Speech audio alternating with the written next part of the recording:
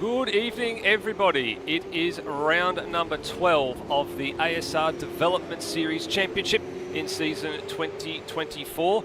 And for some unbeknownst reason, the Kiwis have snaffled a second round on home soil this year, and it's a first-time trip to Taupo Motorsport Park in the on the North Island of New Zealand. So, following in the footsteps of Hamilton and Pukekohe and Manfeild before it, this is obviously now the fourth Kiwi circuit to host supercars machinery, and it is definitely a challenge for some of these drivers. They're finding it very, very difficult to come to grips with the tight and twisty layout of the first half of the lap, and then transitioning into a very free-flowing and fast second half of the lap. So there's plenty to play out tonight, and all the meantime, the championship picture is getting ever closer at the front of the field. Just 4 races remaining across the final 2 rounds of the season. My name is Steve DeVries, and beside me is a different voice in the commentary box for the first time this year. He's a former Super 2 champion. His name's Daniel Cox. G'day, Coxie. Hello, Noah. Thank you for having me. It's the first time we've been here. I'm not as fast as Will, so I might not have the much technical knowledge as Will, but I will try and help out where I can. But no, it's good to be at Taupo. How do you actually say it? Taupo. Taupo. Yeah, Taupo. Yeah. Everyone's struggled a little bit with this. I think My toe is poor. Your toe is poor. That is probably that's probably the best way to do it. Yeah, a lot of people are looking at thinking it's Tau, because T-A-U sort of has an ow sound, but no, far from it. It is the correct Kiwi pronunciation is, of course, Taupo. So that's what we're going with. Even it took me a little bit of time to get used to it as well, but nonetheless, it has grown on me. So it is Taupo Motorsport Park. It's a very different layout compared to anything else we've seen in ASR to date, though. What's your first impressions of it? Well, there's a ton of corners. You just look at the top map, and it's like this big spaghetti thing, but apparently there's the same amount of turning left as turn right, but of course it's a anti-clockwise track, so you'll be hurting the right rear the most, of course, because you're pushing out a lot of the corners. And now Hugo's done a good thing, and he's gone and updated the track with the actual patchwork that they did in real life recently on the track. So all the darker bits, I believe, are the newer sections, and they have a tiny bit more grip. But with that, if you're pushing harder, you will hurt the tires more, and because we're using 2 times tire wear, it's going to hurt their tires. They've got 13 laps, I believe. Is that correct? 13 laps around here? Correct. Yep, and I reckon if you're pushing hard, you're going to get right to the bone by the end of the 13 laps. If it's a green race, your tires will be, that rear right will be screaming. Yeah. So a tire management, if it is full, I reckon time management might be a factor in the first race, especially because whoever qualifies, where you start, where you qualify. Second race, I believe you flip top middle. Is that correct? So everyone's the top half, they get flipped. So how many have we got in the server? We got 25, so that means the top 13. So if you come 13th, you are pole for the second race. That could be interesting around here, especially because you might have to show some patience in a couple of the sectors here.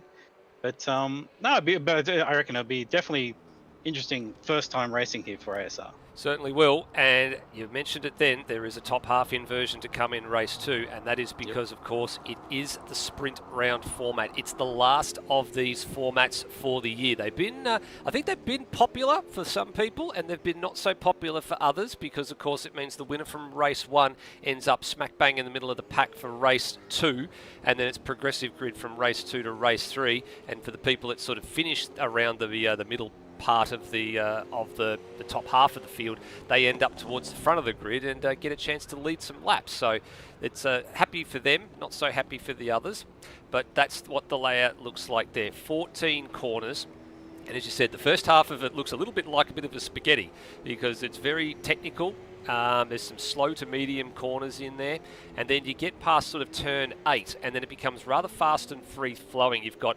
some good high-speed corners through 8 and 9 and 10. The big sort of 180-degree corner, almost reminiscent of Kolb Corner at Barbagallo.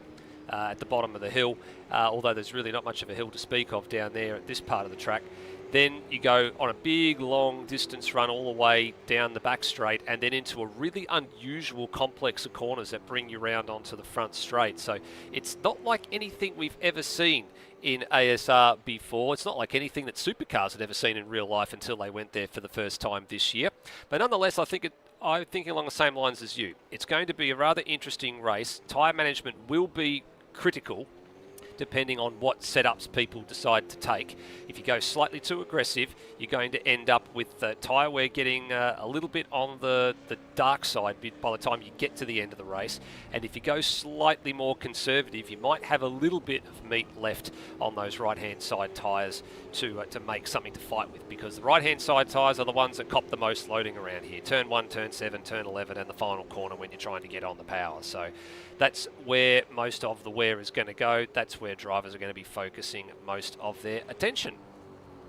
Yeah, and I was just looking at the track map there. You can look at the pit lane is actually quite long. You've got the extended sort of entry and then a sort of a long exit as well. So now if there is an early safety car, like maybe in the first couple of laps, it might even be worth, if you're down the back, taking a punt and just whack four new, because it's soft tires, 4 new softs on it, and you may not notice at the start, but coming near the end of the lap, you might have 20% better tires, and you might be like a second faster per lap by the last 3 laps. So who knows? We'll have to see. And I believe there's a couple of blind corners as well. I haven't yet to have a go around this track yet, but I think it's turn 4 is actually quite blind. Yes, because you're coming over a hill.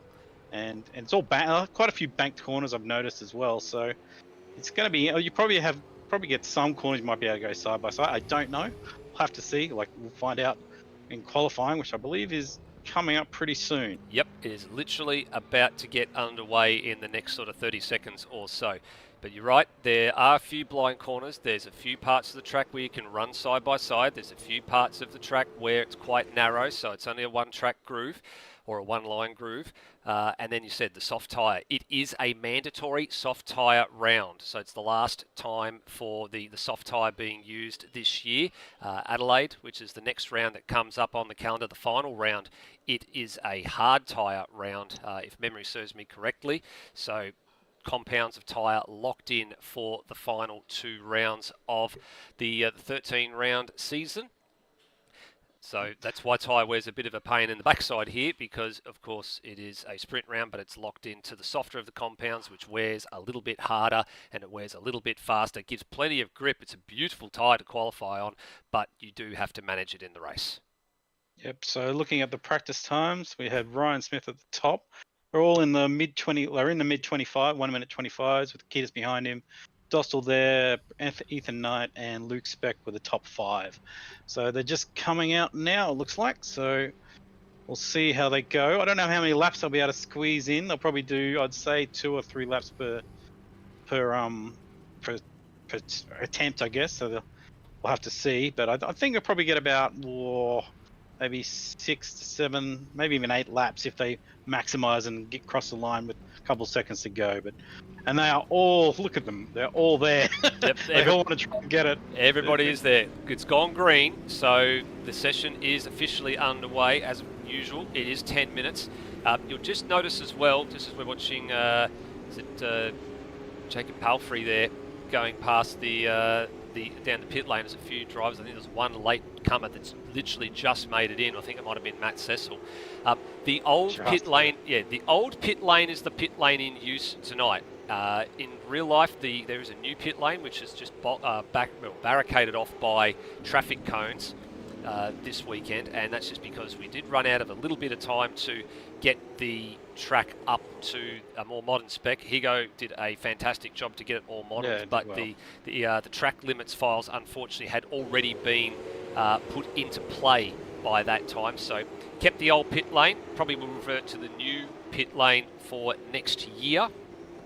But it does mean they all have to go down to the bottom of the front straight, do a 90-degree left-hand turn, and then come out, which is, to me, Coxie, I think is probably the safer of the options that's available to people.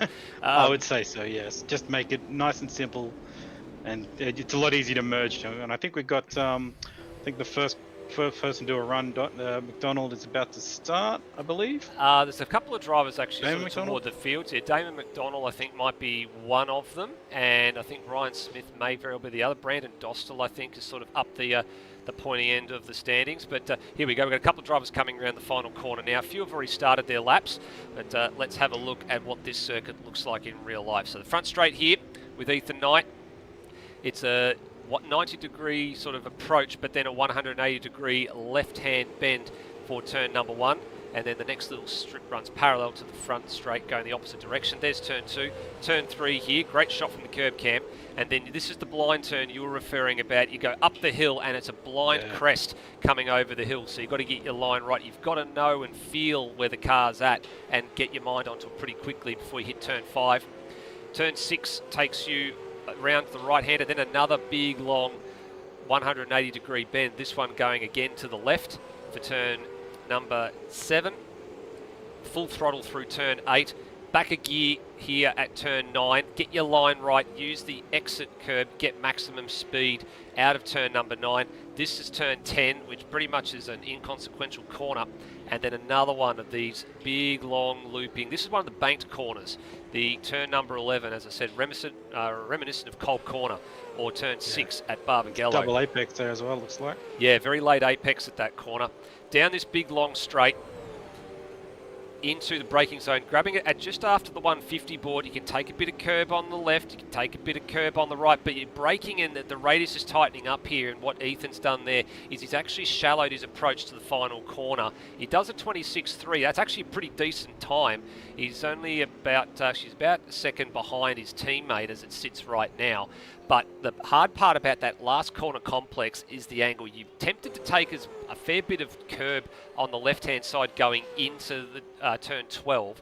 You've then got to continue to brake and continue to decelerate through turn 13, and you've then got to face with a choice. You've either got to sort of, what Gallagher's doing here is sort of either got to stay to the right to try and open up the final left-hander, or you try and carry some speed into the final corner, and then you're sort of compromising your exit out of that corner a little bit. So there's a bit of a mixture of drivers and their approaches that they're taking to some parts of this track. Yeah, well, we've got Ryan Smith is definitely blowing everyone out of the water at the moment. He's pretty much a second clear of Dostal in second, but we're only halfway through qualifying, or we're already halfway through qualifying, I should really say. So he's put down a pretty solid marker there.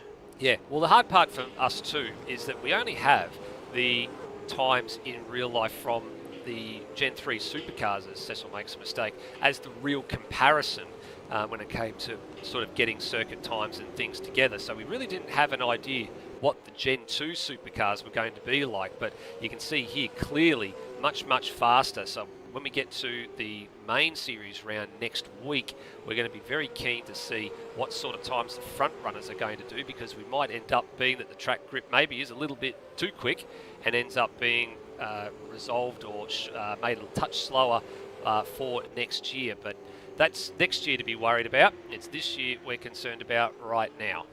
Yes, I think in real life, when it was dry, I think they're in the 26s when it was dry, but I think, or 25s. Yes. Yeah, 26s, I think. But it still was quite. It wasn't as we get perfect conditions here in AMS all the time, Automobilista. So, and plus we don't have real life consequences. So we do find that the upper echelon of the sim races tends to go a bit faster than they do in real life. But at the moment, still Smith up the top. We haven't seen much movement in the top 10. No, not a lot of movement, and still a couple. Someone's lost That's actually Matt Cecil. He actually shortcut the final chicane just as Rhodey was coming around to finish his lap, and made a bit of a meal of that. And Matt hasn't turned a lap all week long, so this is very much a learning curve for him. But I mean, for him, he can sort of afford it a little bit because he does have a ginormous lead in the Super 3 standings, as we'll see when we get to the point standings after qualifying is over. Yep, so it looks like Callaghan's dropped out of his lap, so he's not going to be competing for this time by. Let's have Dostal's moved up to second, I believe. Oh no, he was already second. He was He's already improved second. his time. He's improved his time, but he's still good 4/10 off. It looks like. Yep, and Luke Speck, I've seen he's just jumped Ethan Knight. So too has Kai Jones, Daryl Callaghan, Alex Kiddis. They've all jumped Ethan Knight in the middle phase of qualifying here.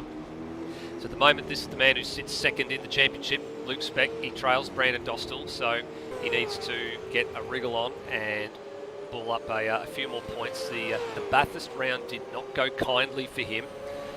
He looked very good. He got the safety car that he needed partway through that race, but unfortunately the amount of points lost at a single race round was quite great, and it has dropped him to second place in the standings. And then when all the drop round calculations have come into play, it's actually magnified it a little bit more.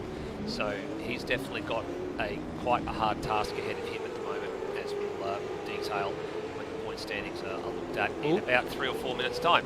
We have Callaghan has just set the purple first sector with a 28.1. So if anyone can beat Smith, he's got a chance to do it this lap. Yep, that's a fairly handy time there too. So 28.1, and he's on the march. Comparing that to Ryan Smith's best lap, it was at 28.2. So he's a full 1/10 of a second quicker. He's not going to do things like that if he's running deep at at turn 11 there.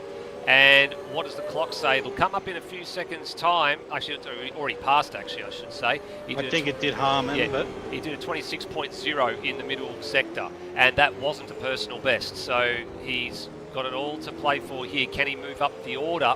He currently is behind Kai Jones by by less than a 1/10 of a second, about half a 1/10, and he finds that, so he moves himself up onto the second row. But that was looking like a good lap, actually, and it was a personal best in Sector 3. So he had a purple, a not-so-good middle sector, and then a personal best in Sector 3. Then we've got Speck on the move here as well, and coming around the final corner. This probably won't be his final lap. It's a good start, though. He moves himself up ahead of Dostal onto the front row. Nice, good work. So we're coming into 1.5 minutes, so they'll have to, if they want to move up, now's the time to do it. Yep. Got to be out in the track. Happy hour is very much in session at the moment, and a few drivers are just trying to get themselves on their last laps. A few drivers actually trying to get out of the pits. They're not going to get around for another lap if you haven't left the lane already. So. I did see, I think it was might have been Palfrey or Peter Throwell. One of those two cars was trundling down the pit lane, so they've lost their opportunity. Alex Kiddis is in the lane there as well. He's not going to get another opportunity. There's no point even going out at this point in time, unless you're just going out to try and test something to see if it's going to work for you in the race. This is someone that I thought was going to be a bit further up the order, Damon McDonald, and he's down 16th at the moment. I was sort of expecting top 10 sort of pace from him. There's one of the Commodores, one of the Kiwi, SEST Kiwi cars is off the road at turn 4 and 5. I think it's Palfrey, and he stays out the way. Still distracts you though. It's still annoying. You don't like seeing it when you qualify. No, definitely not. You don't need those. It's very hard keeping your eyes forward and then trying to block out all those distractions. Speck will be lucky to get another lap here. I think the tyres have probably seen the worst of it though. Yep, and he bails. So he's done. So he is done. He's not going to get it. Yep, and Dostal's pushing the limits. Jeez, we just caught the tail end of that. He's pushed the limits at 4, and he's bowled wide. Yeah, he's bowled wide at turn 5, and that'll be him. So we just got the last people coming around now. Brown might have just got a lap in there. Yep, and I reckon that's. And Dame McDonald make it. Yeah, no, Jones bails, and Dame McDonald I reckon has had a track violation because he's bailed out of this lap. So he did what was he doing in the first sector? He did actually got a track cut in the first sector by the look of it. So that's where he's come unstuck, and that's his qualifying done. A lowly 16th. I mean, it's all not all doom and gloom for him, because if he can get a couple of spots, he might end up in the top 13 on the grid, which means he'll be in a good position come the top half inversion for race number 2. So not all doom and gloom there. Angus Wells to the line 23rd, the best for him. Just having a look to see who the best placed Super 3 driver is out of all of that, and I actually think it might be Adam Kerrison down in 21st position, might be the one who's got the gong there. Yep, he's ahead of Rody, he's ahead of... Yep, I think so, yes. I think they're all Super 3, I think they're all exactly from Kerrison onwards, it looks like. Yeah, absolutely. So, and 27.9, he was the only Super 3 driver inside, or actually under 1 minute 28. For a little while in practice, there was quite a golfing class between the last of the Super 2 runners and the first of the Super 3 runners as Angus Brown pulls the pin. So that is official. Yep, so we got Ryan Smith taking it with a 124.869. Luke Speck in second. We had about half a second behind him, or about 0.482. Dostal in third with a 5.6 behind. Then we've got Callahan, Kai Jones, Alex Kiddis, Ethan Knight, Darren Loughlin, Mitchell Steele, Ellison, and rounding it off. And rounding it off is Kiwi's own NZ Snipe. So good run. Absolutely, yeah. So a 4.5 or nearly 5/10 pole position for Ryan Smith in that one, and into the 1 minute 24. So he's absolutely cranking it out at the minute, and he's actually on a 2-race winning streak at the moment because he won the Sandown 125, he won the Bathurst 125, and he's kicked this one off in a nice fashion as well. He's on pole position for the first race of the Taupo triple header. So well done to him. Yep, he's just got to keep it on the track. He has a bit of a history of not keeping it on the track, but he's definitely, I think he's improved a bit in the last couple of races. So I think he's realised, there's no point of being fast if you can't keep it on the track. So no, I will agree with you on that one, and he's definitely found a way to do it on the track, and especially over the last couple of rounds. Let's dive into it while we have a short intermission with the warm-up taking place here. Let's get into these points. Let's start with Super 3, because Super 3 is probably the one that's almost a foregone conclusion at this point. So you can see there, Matt Cecil in first place. He, believe it or not, in the outright standings is 13th on points over, and he's around the likes of Damon McDonald, Darren Kemp, Angus Brown in the actual Super 2 standings. So he's had a remarkable season. This one came fourth at one of the races, I believe, as well. Yeah, it's pretty good. He nearly came up, nearly back to him. Yeah, made it to the podium. That was at Hamilton, back all the way at round 3. The first time we were actually on New Zealand soil, and he's had an 8th and a 6th, and a couple of other really good results in there as well.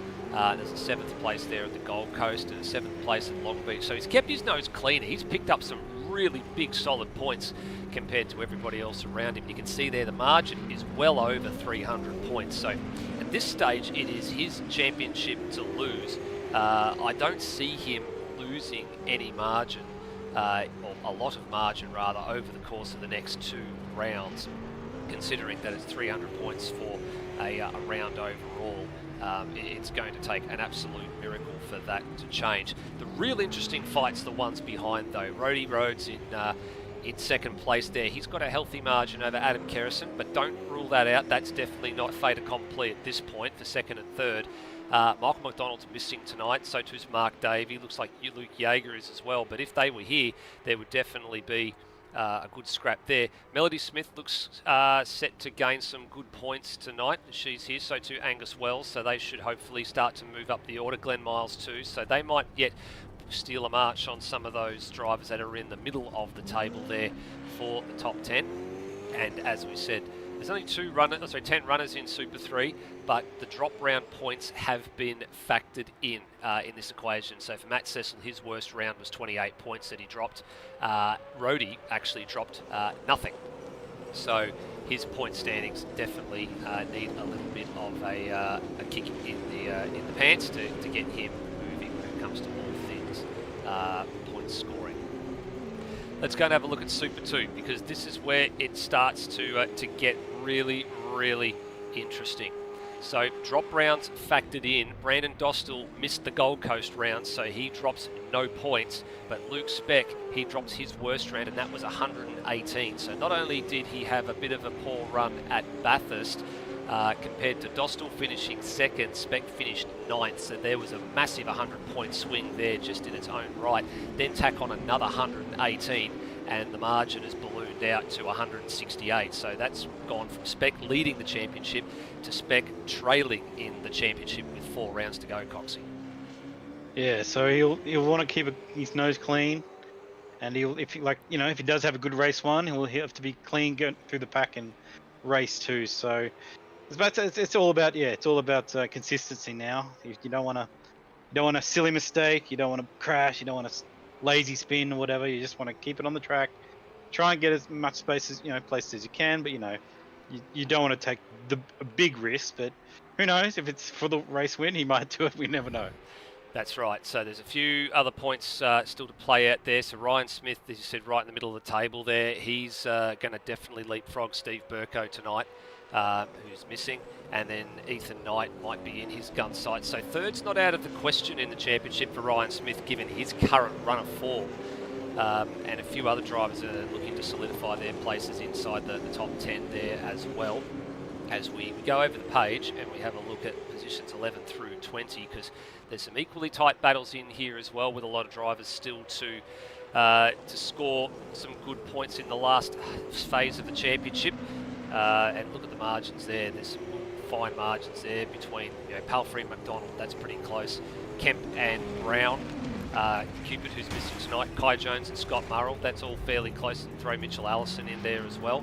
And even Cheese, he could potentially leapfrog Ben Hall tonight as well. So lots to play out, lots of data to assimilate and work out. And as we said, the drop round's been factored in here as well.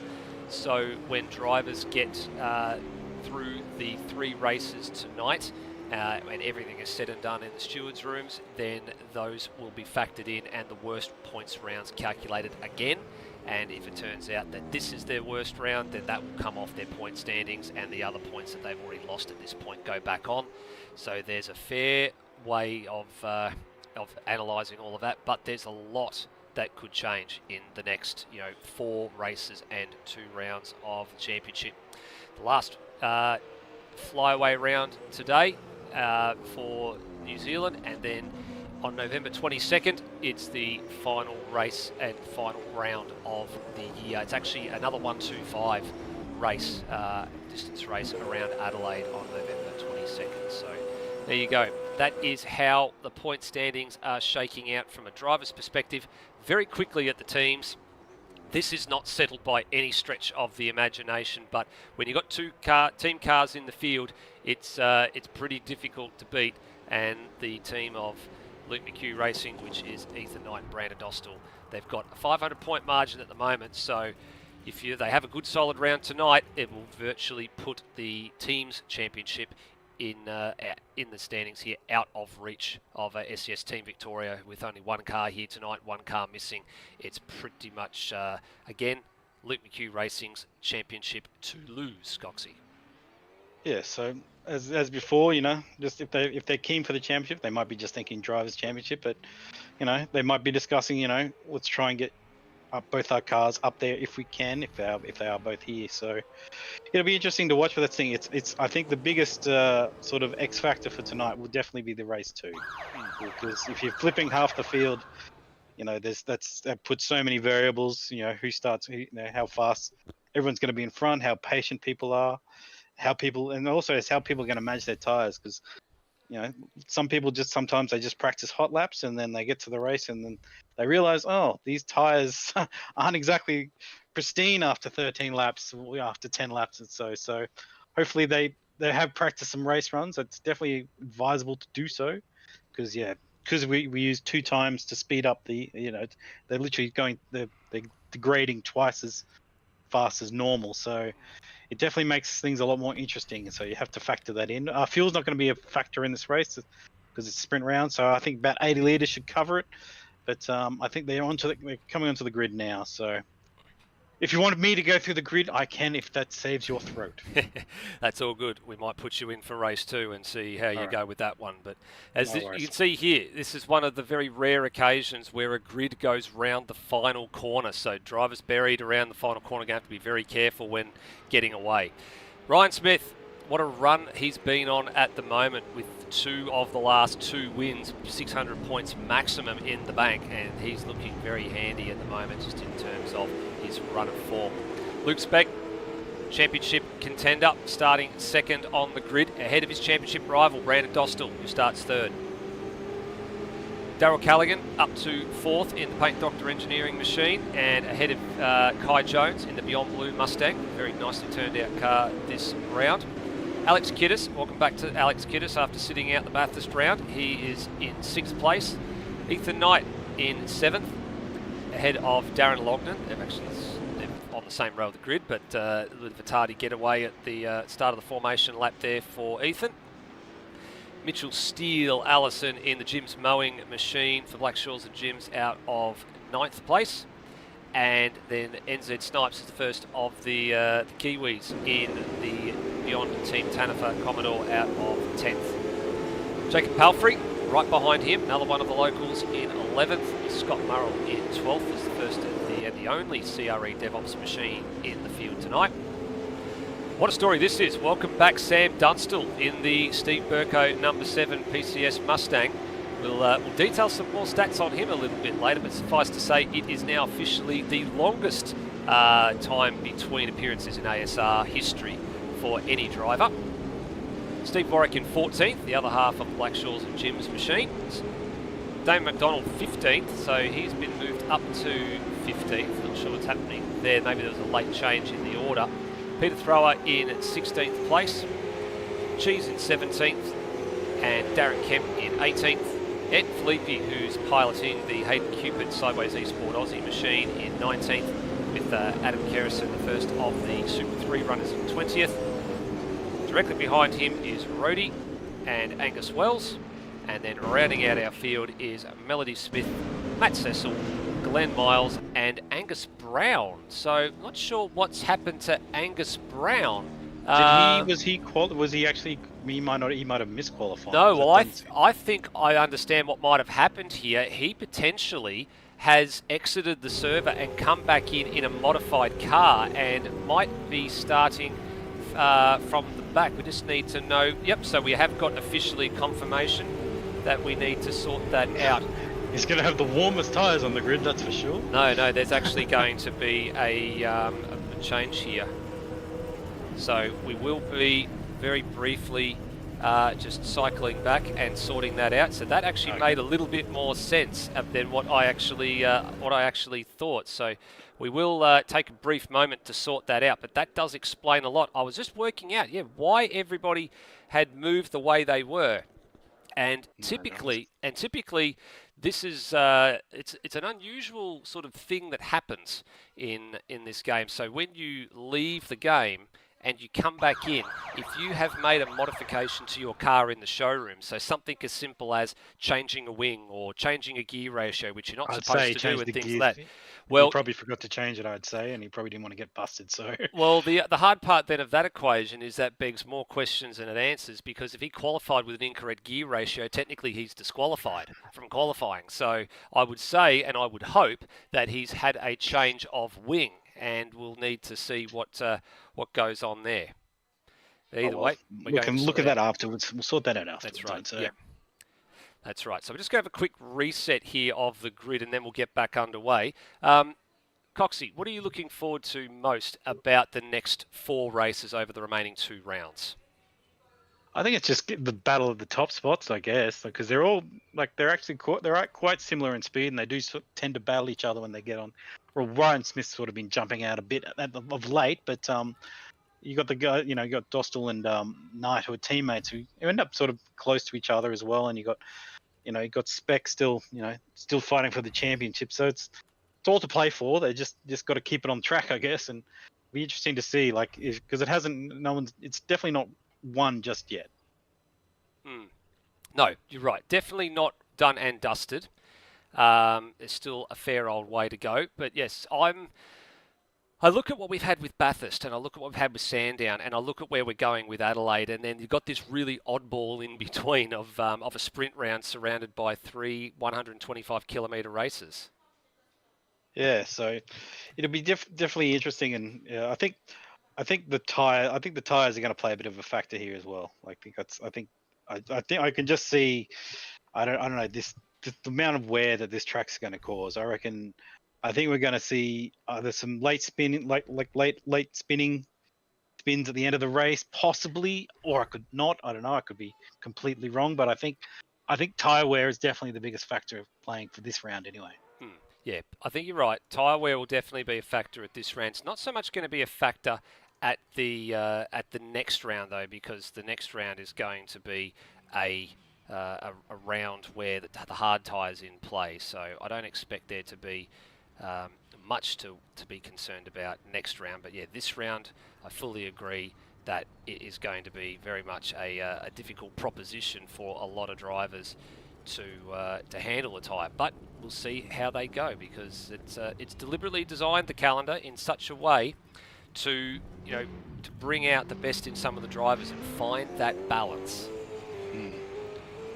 So I think we're just getting close to it now. I think the guys are just having a quick warm up while we just set everything up. But looking at the service settings at the moment, so the current track temp is 20 degrees, air temperature is 13 degrees. So I don't know how much that factors into things. It's currently in the morning, but I think that's going to change when it goes into race. So it might see those temperatures change actually, because I think we're in the first, just in the practice at the moment. So I don't know how much that factors in. I was quite surprised. I was at Gold Coast last on the races, and the cloud cover at Gold Coast, I didn't expect how much that would affect it. It literally, cars were gaining half a second when the clouds came over. So I'm quite intrigued about that now. I never knew how much. I knew that it did make a factor, but they were doing 1:10.1s around Gold Coast in Gen 3, which was damn fast. So I might have to look into that more to figure that out. I agree.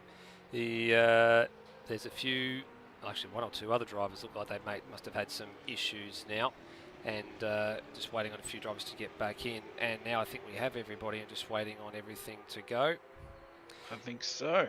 Yep. So 26 drivers all in the system there, and we are going to be underway. So there we go. Well, a big field. A little bit of an unusual start to proceedings, I guess we can call it.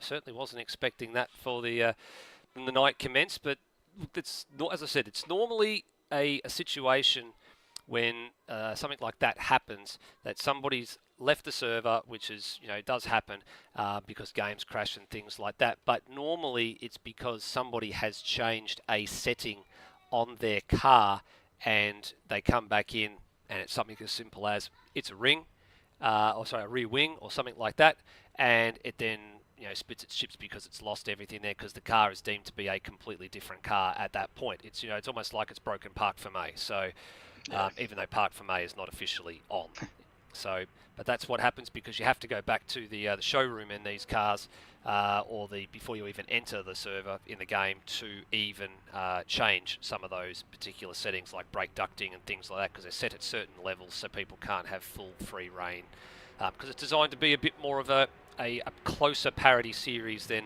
a lot of the other series such as the main game. So I'm going to pay attention. Sorry, I'm just going to pay attention to now, because there's such. I reckon this time be interesting to see which drivers warm their tyres and which drivers just literally cruise around. Because I think if you heavily warm up your tyres, because it's 2 times tyre wear, I think that'll hurt you near the end of the race. So it might be interesting to see what they do. I think a lot of them are just cruising around. I think there's not many straights in the first sector, so I can't really tell. But it'll be interesting to see that. It definitely will be. Already a little bit of controversy, I think, starting this particular round. So you can see there a few people in the chat saying, "Yep, cue the Prince song of controversy." But at the end of the day, Angus did qualify. He did finish in, I think it was 13th in the running order. So he does take his place, and the stewards will settle that after the round is over. So quick whip through the order. Front row, Ryan Smith and Luke Speck. Second row is Brandon Dostal and Darryl Callaghan. Kai Jones and Alex Kiddis on the third row. Then Ethan Knight and Darren Lognan. And then 9th and 10th is Mitchell Steele Allison and NZ Snipes. Then Jacob Palfrey in 11th and Scott Murrell in 12th. Then it was Angus Brown, because we did see him come in off the track, so officially he was 13th. So that pushes everybody back once. And then Sam Dunstall next to him in 14th. Then Steve Warwick alongside him is Damon McDonald, because we did see McDonald was on 16th, and that was probably the giveaway for me because McDonald bailed out of the lap and he was 16th at that time. Peter Thrower 17th and Cheese is in 18th. Darren Kemp 19th, and then Ed Felipe in 20th, and then come the Super 3 runners of Kerrison, who's just had a lock-up at turn 11, so that's not a good start for him. Rhodey in 22nd, and then followed by Angus Wells, Melody Smith, Matt Cecil, and Glenn Miles, who did not set a time in qualifying, and that's about the 4th or 5th consecutive round where he has not opted to go out in qualifying. And I believe the officials are looking at that as a rule for next year, that every car must turn a lap in qualifying, because there's no good just starting at the back. You've got to be able to meet, you know, IRL. You've got to meet things like the 107% rule and things like that. They all have to be met for all that sort of stuff to go through. But that's for next year. This is this year. That was interesting. I parked the camera just on that long straight, and I think I only counted 3 cars that swerved. But anyway, the lights are up. They certainly are up. Let's get going. Race 23 of the championship. It's the first of 3 races at Taupo, and we are underway. Pole sitter gets a pretty decent start with Ryan Smith. Dostal actually got a much better start than the car in front of him on the front row, his championship rival. So he's got his nose in here at turn number 1. He's going to push Spec. He gave him a little bit of a tap there as Smith tries to get the whole shot. The next corner goes right, and that's where Spec takes the ascendancy here, and they slot back into line. So this is the blind corner, up and over the crest at turn number 4, and it's all one-way traffic and all line astern pretty much as far as the eye can see, until you get back in the pack and you start seeing this sort of stuff going on, with his cars all over the track and all over the grass along with it. Yep, they're still fine for it. There's no accidents yet, so they actually got through turn 1, all those turns cleanly, but 3 into 2 doesn't go, and there's a little bit of biff and barge there. I think that was Damon McDonald, sorry, on the inside, I think, of Peter Thrower, and I think it might have been Ed Felipe as well, as they were going into turn 6 and 7, as they're all pushing the limits really early here. I'm genuinely surprised that they're pushing this hard this early. Yeah, I think tyre 4, someone's locked up. And, that's Felipe. That's a send of all sends, and there's a yellow flag. There's a yellow flag now out as well. Somebody was off the track at that point there as well, but I think the passing move from Felipe had already been sort of committed to. He wasn't going to stop, that's for sure. Oh, have a look at this. This is it was 3 into 2, and now they've all eventually settled down here. We've got Cheese turned. Philippe's. Oh, there's going to be mayhem here. Yep, there is mayhem. The last corner. Yep, is it a safety car? Yep, there's mayhem already in the back of the shot there. You can just see there was I think Cheese did get turned at some point. Safety car has been called. Yep. Safety car has been called. Now, importantly, I think the leader, Ryan Smith, might have actually been across the line before the safety car got triggered. So we'll just wait and see what happens with that, but I'm pretty sure the safety car is still parked up in the pit lane. Yep. Yes, it is. So it's waiting for them all to come back around again. Let's see if we can have a bit of a look at what happened to Cheese. Felipe, I think he just braked a bit too late. We'll see it on the replay, hopefully, but yeah, I think that was Felipe's fault. Yep. Felipe's fault, yes. So definitely coming up on the Paint Doctor replay. We do have it for you here. So let's have a bit of a look. So Cheese, minding his own business here, and that is Steve Warwick on the inside there, and then, and Felipe just ambition outweighed the talent, and you're right, that is fairly and squarely on Felipe. What's Ethan Knight doing all the way back there? That might have been the yellow that we missed. You'd have to maybe scour back. I haven't got replays turned on, unfortunately, but I believe we did see a yellow flash. I think it was at the bowl corner. So that might have been him. We might have missed that. I don't know. Yeah, that might explain something actually. So because he started up inside the the top 4 rows of the grid, and we did have a yellow flag out at the turn 11. So we'll find out what happened there, but this is definitely a reprieve for a lot of these drivers. Yeah, save tyres, people, save your tyres. I think we're about to catch the safety car now. Yep, just looking at some of these things on the replay here, it looks like you actually might be correct about what's happened to Ethan Knight. And this is disastrous for his championship aspirations. Here it is. down at turn number 11 on lap 1. So Snipes down the inside, that's fair. Good pass, And yeah. very good pass. And then Steele Allison, oh no, there's no contact there at all. He lost it on his own. He was, yeah, he sort of was offline, and there's a little rise out of the banking there, and I think he just gassed it at the wrong time, and it was all the unweighted to the rear, and it just spun him around. Luckily, no contact, I think. No. Well, while this has all been going on, Matt Cecil has been disqualified. I don't know what that's for. Yeah, cue the home improvement. We don't know what's going on there. We will endeavour to find out. But yeah, this is a very bizarre start to the race. Well, it's going to give the tyres pretty much, I think it'll give the tyres a retrieval. I think you're only going to, I think they're averaging about 6-7% on the rear tyre per lap, and I think that'll cut down in half. So they'll probably save a couple of laps here on tyre life. So I think everyone's got sort of a free pass now when it comes to tyre, but it still can be a factor near the end if they don't manage the tyres. Here's what happened to Matt Cecil. He's actually just gone straight on at the end of the back straight. I'm wondering if he's had some sort of failure or something there. That is very odd, yeah. That's extremely odd. He's actually got power, so he's actually driving. So I'm not sure if that's a failure of some nature, but yeah, he's miles off the track at this point. Oh, and then he tried to turn around and go back the other way, and that's what's led to the disqualification, driving the wrong way on the circuit, and then he would have been done for it. So, yep, unfortunately, that's an odd one, that's definitely an odd one, and unfortunately there's no coming back from that, so not quite. That'll factor in the Super 3 Championship, like it's only a sprint round, I guess, but still, it's not going to help him. No, but that he was a bit of a non-factor at the moment anyway, because he was down the back of the Super 3 grid. He hadn't turned a lap all night long, all week long, or even 2 weeks long anyway. So this was his first sort of hit out tonight, and he's now gone and got himself disqualified. Now that's sort of, I wouldn't say it's not the free kick that the field were looking for in Super 3, but it does mean the bigger points in Super 3, no matter where you finish, are up for grabs. So at the moment, the man who's at the head of the queue is Rody. So he's in 18th. Felipe has pitted, from what I can see on our screens as well. So he's obviously had a bit of damage and wants to come in and repair that car. So he's dropped at the back, so that means Rody currently in 18th, Kerrison in 19th, and Angus Wells in 20th. That's your top 3 in Super 3 while we're watching the race leader go around here. So it's a good chunk of points for Rody, good for his championship aspirations, but he would definitely love a couple more spots and start to bank a few more points and then hope that Kerrison can't keep up.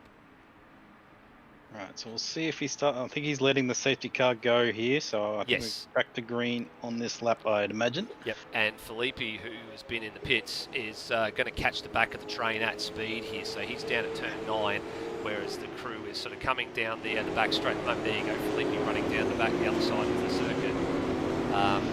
So everybody ready to launch with 9 laps left on the board. So when does Smith pull the trigger? He will pull the trigger fairly soon, I would imagine, as everything's getting ready to go, and penalties are popping up there. They're going to be cleared. Smith's going to wait to the last possible opportunity to go, and there he goes. A nice clean start. Let's see. It's all pretty much, it's looking pretty good at the moment. Can't see anyone doing any crazy dives in turn 1, thank goodness. Nope, definitely not. So Smith away cleanly, and then you go back to this little group that sort of has missed the jump a little bit, I think, going around the final couple of corners. Felipe, trying to wedge a square peg in a round hole, and he's hit cheese again. So this is not going according to plan for him. So he was substituted in by Hayden Q, because remember, the drivers, the original drivers of the cars, or the normal drivers of the cars, they are the ones that have to nominate that they're who they want to substitute. So that's happened. So I think they might be thinking twice about that potential substitute at this point in time, moving forward. I've noticed as well that Brandon Dostal's actually got a wriggle on here, and yeah, he's got a massive second wind here at the moment as he goes down the back chute towards turn 11, and he is threatening Ryan Smith here for the lead of this race. Nope, Smith on the inside, but it's cut back, switch over. Just couldn't time it. Just couldn't time it. Smith was awake to it, and he's still awake to it as he tries to look for a way around, looking left, looking right. Going to have to go the long way here. Dostal, can he make it happen? He's going to have a better run through here. He's got to give him some space, though. That's the important part. So they'll run side by side through the next sequence of corners.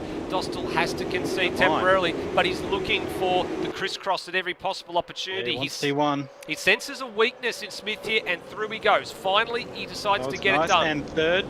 Oh, it's battle for third as well. Yeah, right behind them as well. The other two in the championship that are looking for points. Callahan goes through, Callahan goes through on Luke Specs, so that's very, very important for the points for Dostal. So that's an extra little bit of points gap for him. He could be taking away out of this as he continues to look for the race lead. And the thing is, with the two battling in front of him, he will just naturally catch these two because they're still stuck behind him. Dostal's right there, so they're going to slow each other down by blocking and going offline to try and get an advantage of each other. So if he just plays his cars right, he'll just naturally catch them. He certainly will. So on the way now down to turn number 11 again. Smith defending the inside line because the natural line is the one that Dostal's taking here. So the right-hand side approach into turn number 11 and then cut down for a late apex out of this corner here. And he's got a really nice toe. He's being towed around the circuit quite handsomely here. I'll tell you what, Kai Jones is getting pretty close to the back of Luke Speck here as well, behind the shot. As Dostal looks again, Smith's super deep under brakes. Can Dostal keep his nose in there? No, he can't. He can't keep it in there long enough to command a bit of space, but this is enthralling. 2 laps after the restart, and it is on. Yep, I think T1's his best spot. I think he's got to try and keep it clean through that chicane, and then just try and do what he did before and just hold it.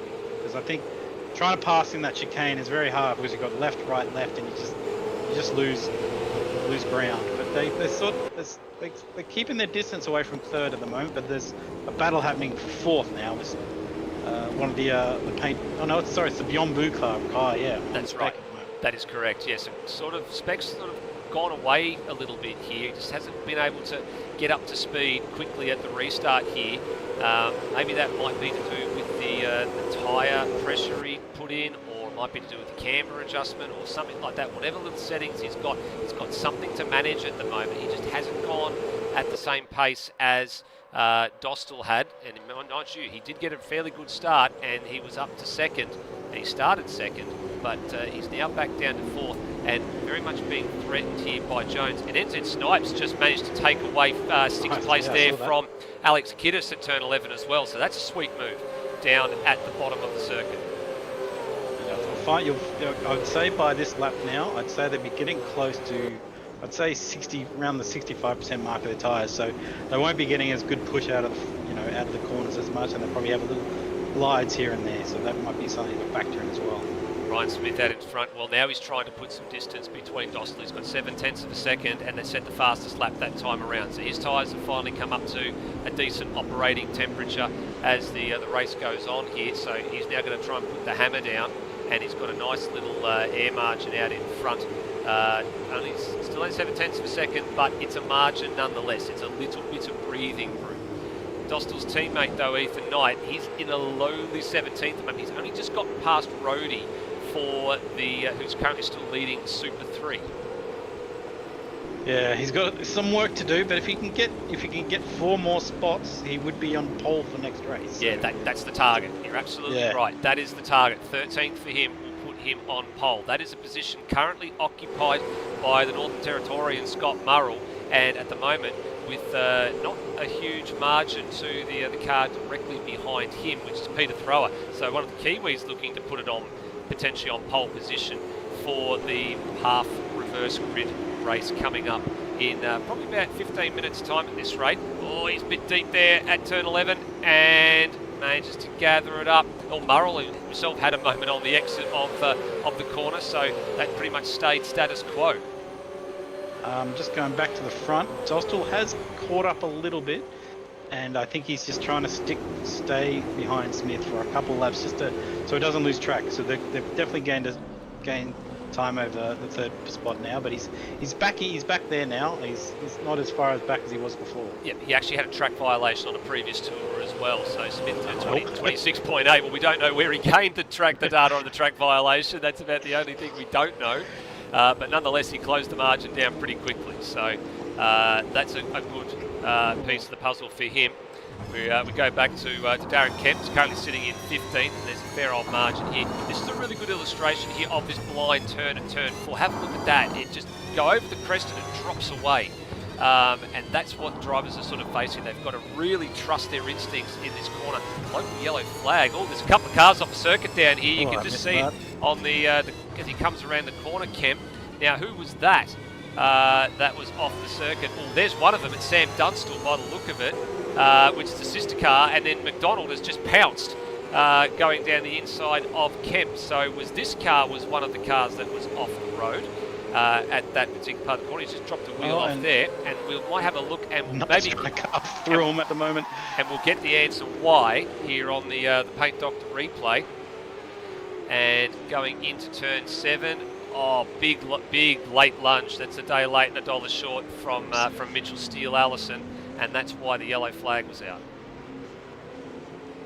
Knight unfortunately met them all at once, and they all had a big fight at the bowl, and he's just carved his way through about 2 or 3 other cars. So he's Knight's up to 15 now, with McDonald just in front of him. He certainly is. Well, I'll tell you what, this guy on the screen here, this is a bit of a moment in ASR history. Sam Dunstall.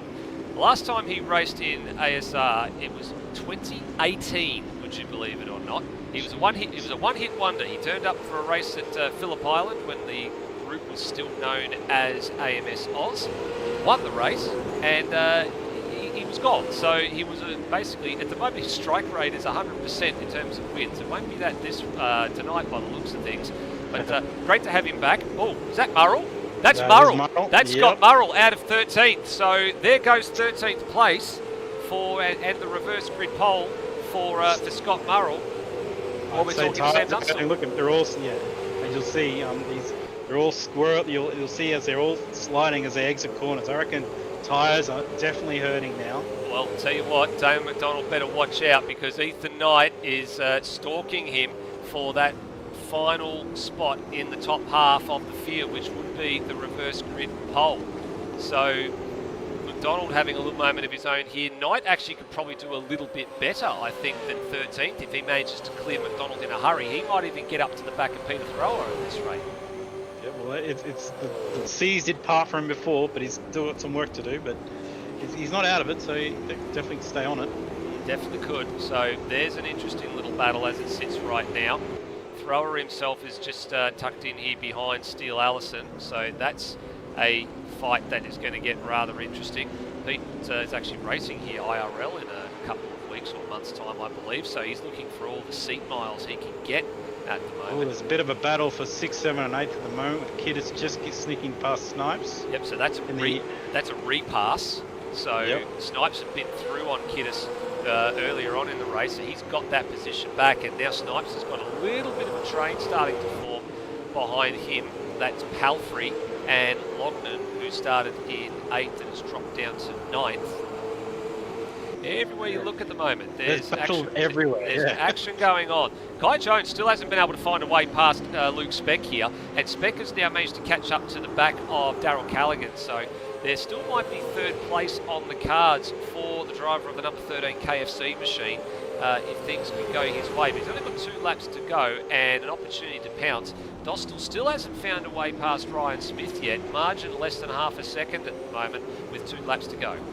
Yeah, he's been steadily there. He was close before, but he sort of mucked up the last chicane there. So he's faster, I believe, in the second sector. It looks like. I think he sort of catches him in the second sector, and I think he's trying to set up for turn 1, I believe. But he's just got to get that S bend right at the end. Yeah, he's got to make all the right moves coming into the final 2 laps now. So Smith's starting to get a little bit out of control. Dostal himself is starting to open the steering wheel a little bit more and trying to take the load off a lot of these tyres. So they're starting to hurt, they're starting to slide, they're starting to overheat. So you don't want to ask too much of it, but he's pushing. He wants to make Smith use his tyres up, so he, pops a tyre or does something really unusual or makes a mistake and then he can capitalise. But Smith hasn't cracked. He's had all the answers at the moment, and with a lap and about a third to go, he's led this one from start to finish. He didn't lead Sandown start to finish, he didn't lead Bathurst start to finish, but he's led this one start to finish. If he can hold on, this would be 3 race wins in a row for him, and I have got to go back to the standings to see if anybody else has managed to do that this year. Dostal now sends it up the inside. Is that the decisive move here? Because he's now got some purchase on the inside here. They make some contact at the final corner. Dostal he's redressing. He's redressing. Yeah, he doesn't want to do that. He doesn't get penalised. Yep, he knows the drill. Kai has gotten spec as well. He has passed him. You're absolutely right. Well spotted. He has passed him. Trying to go the long way around Callaghan. That's a brave decision considering he've just gotten past spec. And he manages to hang on to it. So that could have been dangerous going out that wide. But smart play from Dostal, redressing the position. And now going to try and fight this one again. This is going tooth and nail here. He actually redressed before the start-finish line. He was deemed to be second across the line, so did not gain the position. So good and smart play in a championship fight, because it's all about points. You don't need a penalty at this stage of the race. He's right on him now through 9. Can he get the run? Can he surprise him? Is he going to bomb him down the inside here at 11, or is Smith going to protect it? He's protected it. He's protecting it all the time now. And he's got all the right defensive moves. Dostal going the long way. Can he get the cut down? This is the next one in. No, can't get it. Smith awake to it. Drives it shallow. He's got a way better run, I'd say, because he didn't lift then. He's going to be side by side, and he's actually going to pass him, I think. He edges ahead. He edges ahead down the front chute here. He's not quite clear. He's clear. He's clear now. He gets it done. He gets clear at the final complex, but he runs wide. He runs wide. And does he come back on the track? What's this going to indeed? Smith will get him down the inside. Smith's going to get it. Got him. Smith got it. Goodness. What a final sequence of corners. He couldn't hold it. No. Kai in third, Callaghan fourth, and Spec in fifth. So Kai Jones got up to third place at the end of that, so he grabbed another spot. So for Luke Speck, that's it's a points loss for him in terms of the championship. But Smith and Dostal in a bare knuckle fist fight to the end, and it comes out with Ryan Smith just managing to pull a little bit of a smart one at the end there, with Dostal going a bit deep at the final couple of corners and managing to get purchase, and just smart cutback on the inside and good drive out to the line. What a race. What a race. And pole for next race, Ethan Knight did get to 13th. He did get to 13th. So he's got the... Yeah, I'll let you go, sorry. So let's run through it. So we've got the top 5. So Spec finishes 5th. Alex Kiddis outlasts NZ Snipes there for 6th. So Snipes 7th. Good result for him, up 3 spots. Lognan 8th. So he got back to where he started at the end of the day. And then Palfrey 9th and Angus Brown 10th. Steele Allison, he was involved in that little incident with Sam Dunstall. He was 11th. Peter Thrower 12th. So he's going to be on the front row. So we've got a Kiwi on the front row for the top half inversion. And then Ethan Knight, you said, he got that pole position in 13th. McDonald in 14th. He only gained 2 spots from starting 16th, so that's not great for him. Sam Dunstall in 15th. And then Kemp in 16th. Murrell, geez, what happened to him? He was in the catbird seat for the reverse pole. Spin, I believe, yeah. And he had that spin in 17th. Rhodey wins Super 3 in 18th and has a bit of a margin. Ed Filippi 19th in Super 2 between him and Adam Kerrison in 20th. So it's Rhodey, Kerrison and Wells in the top 3 positions for Super 3, with the balance being Smith, Miles, Cheese, who was actually down a lap, and Miles, who was down a lap. Steve Warwick, big DNF for him. Not quite sure what happened there. Missed that one, yeah. Oh, we definitely missed that one.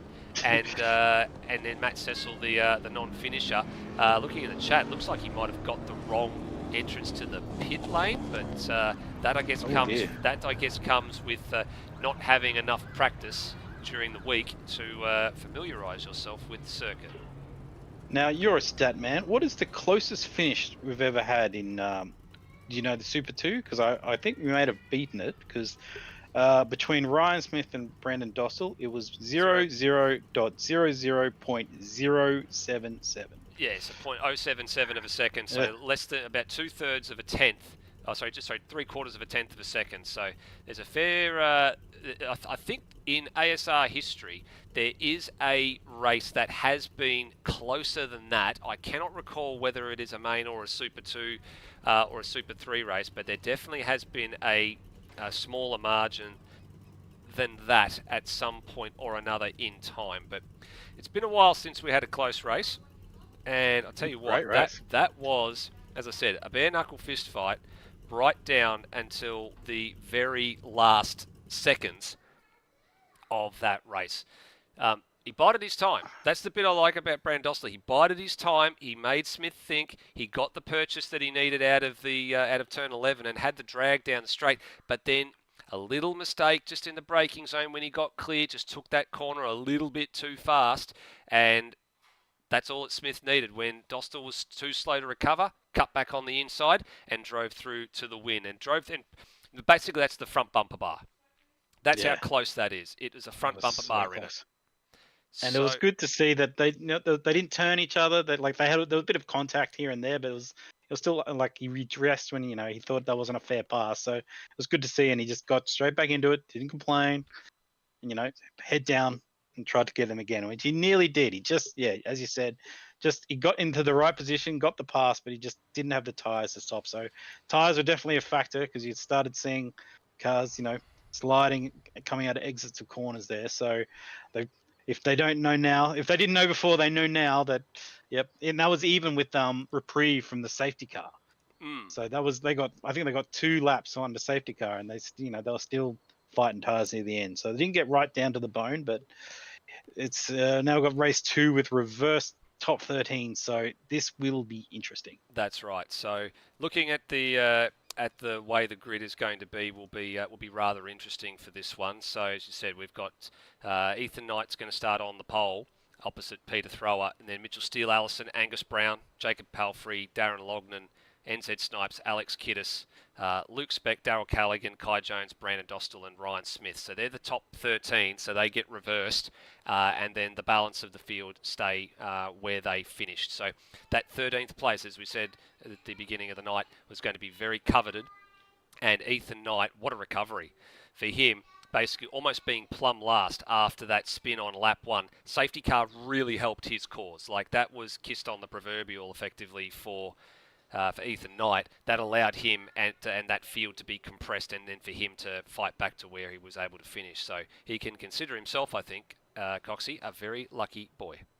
Especially in some of the situations that he got up to. I think there was like 4 cars coming into turn 11 there, and he nearly was a pile up, but he's carved his way through. So he's definitely earned his keep to get that pole for that. So good on him. Yeah.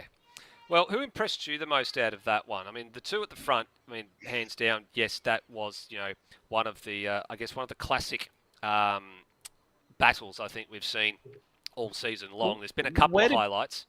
Where did Kai start? Because I think he got up to 3rd. Where did he start? He started 5th, so he gained 2 spots in that one. Biggest mover of the race in terms of positions gained, Peter Thrower. So he gained 5 spots. So he started 17th, and he managed to get up to 12th. So one of those, of course, was by Ethan Knight. Another one, Steve Warwick, I think, who started ahead of him. But he's had some good pace. Biggest person that lost positions through no fault of his own, I might add, is Cheese, because he was one of the last classified finisher in 24th. He lost 6 spots, but we know why. There was contact between himself and Filippi. Yeah. So, and I think what's interesting with this, this reverse grid is that they're not going to move out of their way. Like, they're all fast enough to battle here. So it's not going to be like everyone's going to move out of the way on the straight. They're going to fight definitely in the first couple of sectors, that's for sure. So they're gonna have to buy their time. They can't just, it's not gonna be like grid autosport and just lap one and carve through everyone. You just gotta, they will have to bide their time if they want to come through the field from being, being on the front row in the last race. Yeah, that's right. I think I need a drink. I think we do need a little bit of a drink. There's a bit to go on. So we will wait and see what happens on the other side of this. I know there's a bit of talk going on. I think in the chat opposite, a few things that's been happening in that race. So we are just waiting for a handful of drivers to jump back in and sort themselves out. Actually, I think we've got everybody back in the service, so that's great to see. I noticed, yeah, Matt Cecil did go. He completely. There was no fault. He just didn't realise that was the pit. It wasn't the pit lane. It was the drag strip. So. Well, it's the interesting part of the circuit is where the pit lane actually goes off to the to that part of the circuit. I think in days gone past or years gone past, I think it has been at that sort of part of the circuit. But that was quite some time ago. For years and years and years now, it actually has been at the point of the circuit where it is in current days. So we've actually got a camera that we will show you where that actually is. So we're just going to go into practice here. So you can see this is the run down the back straight, and then obviously turn number 12 going off to the left there, right on your broadcast. And you can see there that this actually would have been a drag strip back in the day, but there's actually no pit marking line there. There's a line that dictates where the circuit direction goes if you're going that far. But what Cecil's done is he's come down this way. I don't know what part of it you think you can get away with when you see that there's tyre barriers there and think that there's a pit lane, because the pit lane is actually over here and it runs off of this final sequence of corners here and then runs straight in, and there's actually where the line is and the 40 km/h pit lane speed sign. Yeah, it's definitely a bit lost. It does. You do need to, like, even though it's sprint races, it is good to know where the pit entrance is when it comes to a racetrack, because you might need to dive into the pits for softs if need be. But he would have learned that lesson hopefully, and he's out there now practicing, which is good. So he's getting as many laps under his belt as he can. So because he's still got to defend his title, he's got to defend his lead for his Super 3s.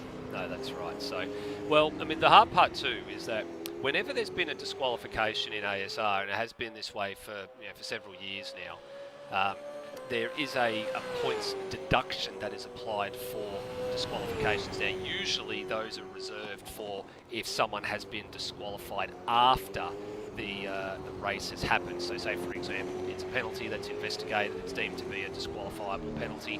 So that's where the negative points kick in. But by default, it is that way on the point standings anyway, just so it factors it in. So I'm just going to have to double check the drift there for Cecil. I'm just going to have to double check the rule book on the other side of things and just see if that actually still applies in the case of a situation like this. I think Brendan Ross, if he's watching along, will correct me if I'm wrong, but we will need to double check that and be 100% sure, because if that is the case and proven to be true, then Matt Cecil's just lost 40 points on his to his championship rivals, as well as what Rody and Co have just gained on him. That does not help, no. But I think all the drivers are back in, so hopefully we're getting ready for to set the grid and move into race very, very shortly. Yep, we certainly are. We are wasting no time tonight, and we had a little bit of a hiccup earlier on. We are now playing catch up officially. So if you're missing along at or watching along at home, and you've only just tuned in, you've missed race number 1 of the night's proceedings. Your winner from that race was Ryan Smith, just fractionally ahead of Brandon Dostal, and Kai Jones getting up for 3rd in Super 2.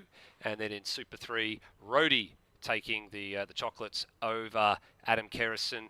And then in 3rd place, it was Angus Wells. So there's a little bit of a different flavour to things in Super 3, but in Super 2, It puts Ryan Smith on a 3-race winning streak now. He's had 700 straight points earned out of the 700 on offer, so quite remarkable at the moment, but he's going to have it all to do here from 13th place on the grid with this top half inversion.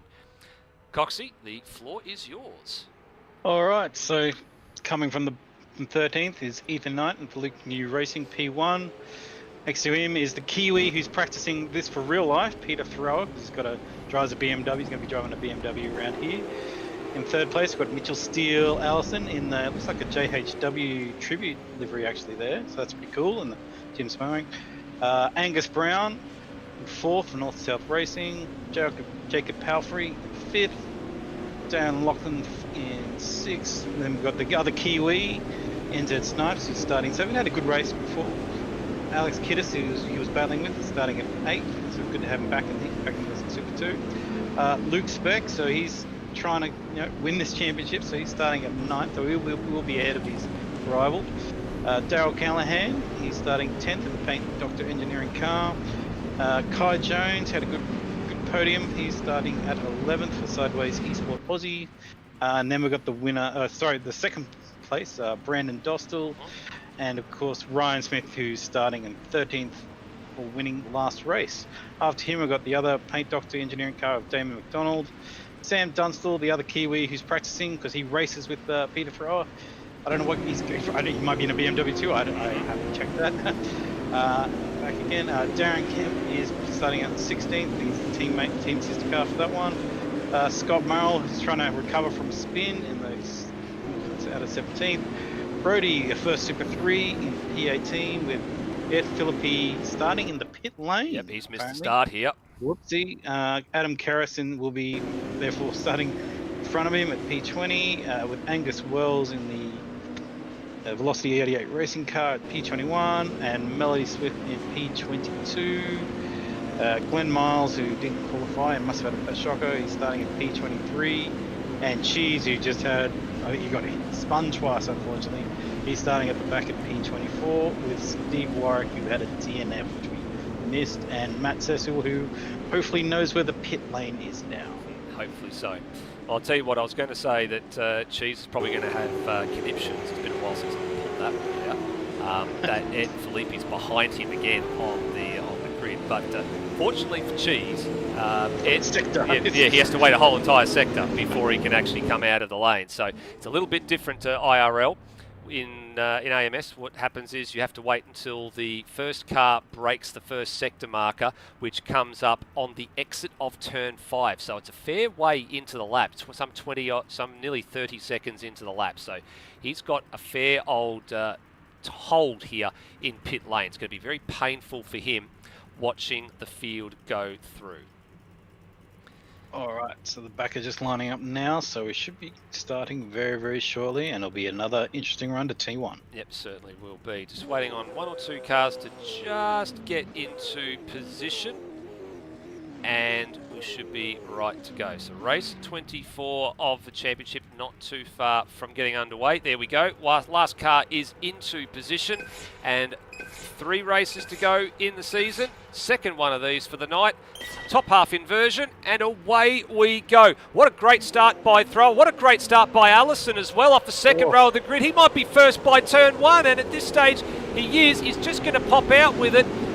Thrower pushes him through the corner and pushes him to P1. What a start. Oh, he's just killed it, but it looks like everyone's got through T1 and T2 safely, but it is a bit of a pile up there from 5th onwards. Who throw a blanket over? You can throw a blanket over him as well. There's it's a little bit of nose to tail push and shove going on in the middle of the pack, but that's what happens in the reverse grid races because you've got some sort of mid-pack guys starting at the front. Oh, Angus Wells gone for a ride. Angus Wells went for a ride across the infield there, but just missed it in the shot. I think Snipes wants to readdress. He slowed right down, so I think that he might have been pushed off by Snipes then. Yeah, I think you might be right as Brown goes to the back of the group, and I think you're right. Snipes is 25th and last at the minute, or second last. So let's have a look here on the replay. We'll get an idea of what happened here. I think this is just 2 cars wanting to occupy occupy the same track. Actually, Wells, I think, Brown, I think Brown might have almost turned down on Snipes when there was no opportunity to do so. But Snipes being the racer that he is, I think he didn't want it to happen that way, and just making sure by redressing just in case it does happen to be his fault for any reason.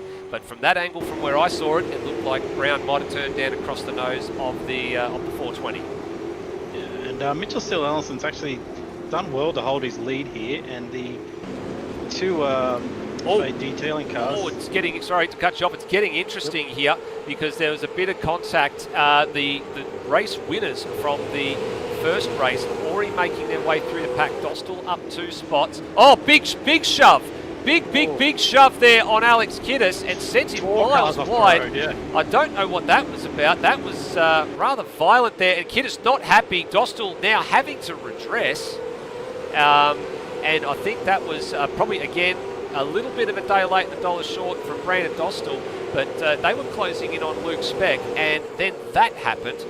So might be time to have a little bit of a look, and maybe we'll get an idea about what happened here for Brandon Dostal on the onboard replay. Oh, yeah, big shove there, and then as Kiddis tried to turn for the corner, second dose of it, and that's a telling picture right there from Dostal's onboard.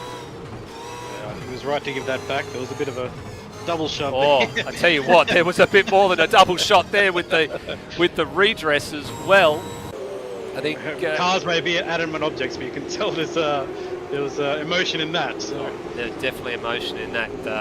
A former manager of the workplace I used to work at said, there are certain people that they call them basic carbon units, because that's all they are. Nothing basic carbon unit about that. So as I was saying before, the thrower and Palfrey in the Fade detailing cars, they're third and fourth at the moment, so that'll help that team quite well if they stay up here. Yep, they are doing super well at the moment. Formation flying. These are the cars. These are some of my favourite looking cars, I think, for the season. The big number on the sides, and a NASCAR style number, and the way that they've put these two together actually should be Reese McGillivray as well, who's the original pilot of that car. So get well soon, Reese. He's had a bit of a torrid year, health-wise and injury-wise. So very happy, I think, to see that car out and getting some laps. But they are doing very, very well here in this reverse top 13 race. So top 4, a little bit of a breakaway group there. And then you've got 5th and 6th, which is Darryl Callaghan and Darren Loughlin. I'll tell you what, Callaghan's made some remarkable progress after starting 10th. So remember, he sort of fell out. He was in that battle with Jones and Luke Speck at the final throws of the opening race.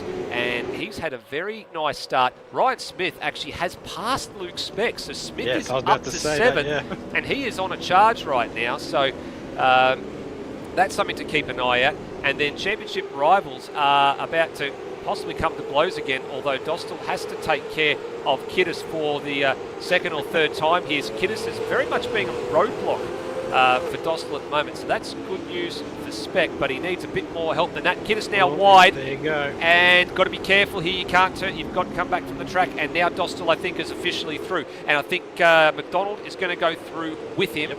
And that's all the invitation that's needed there. So very, very smart bit of heads-up driving there for Dostal. It was a mistake from Kiddis, went wide, and I actually think that's actually worse because he's lost a few more spots. He actually lost another one to Sam Dunstall as well. So Dunstall now up to 11th. Unfortunately, there's no top half inversion for the next race. This is all about progressive finish. So championship for Dostal, very much in the grasp here, and now very firmly in behind Luke Speck.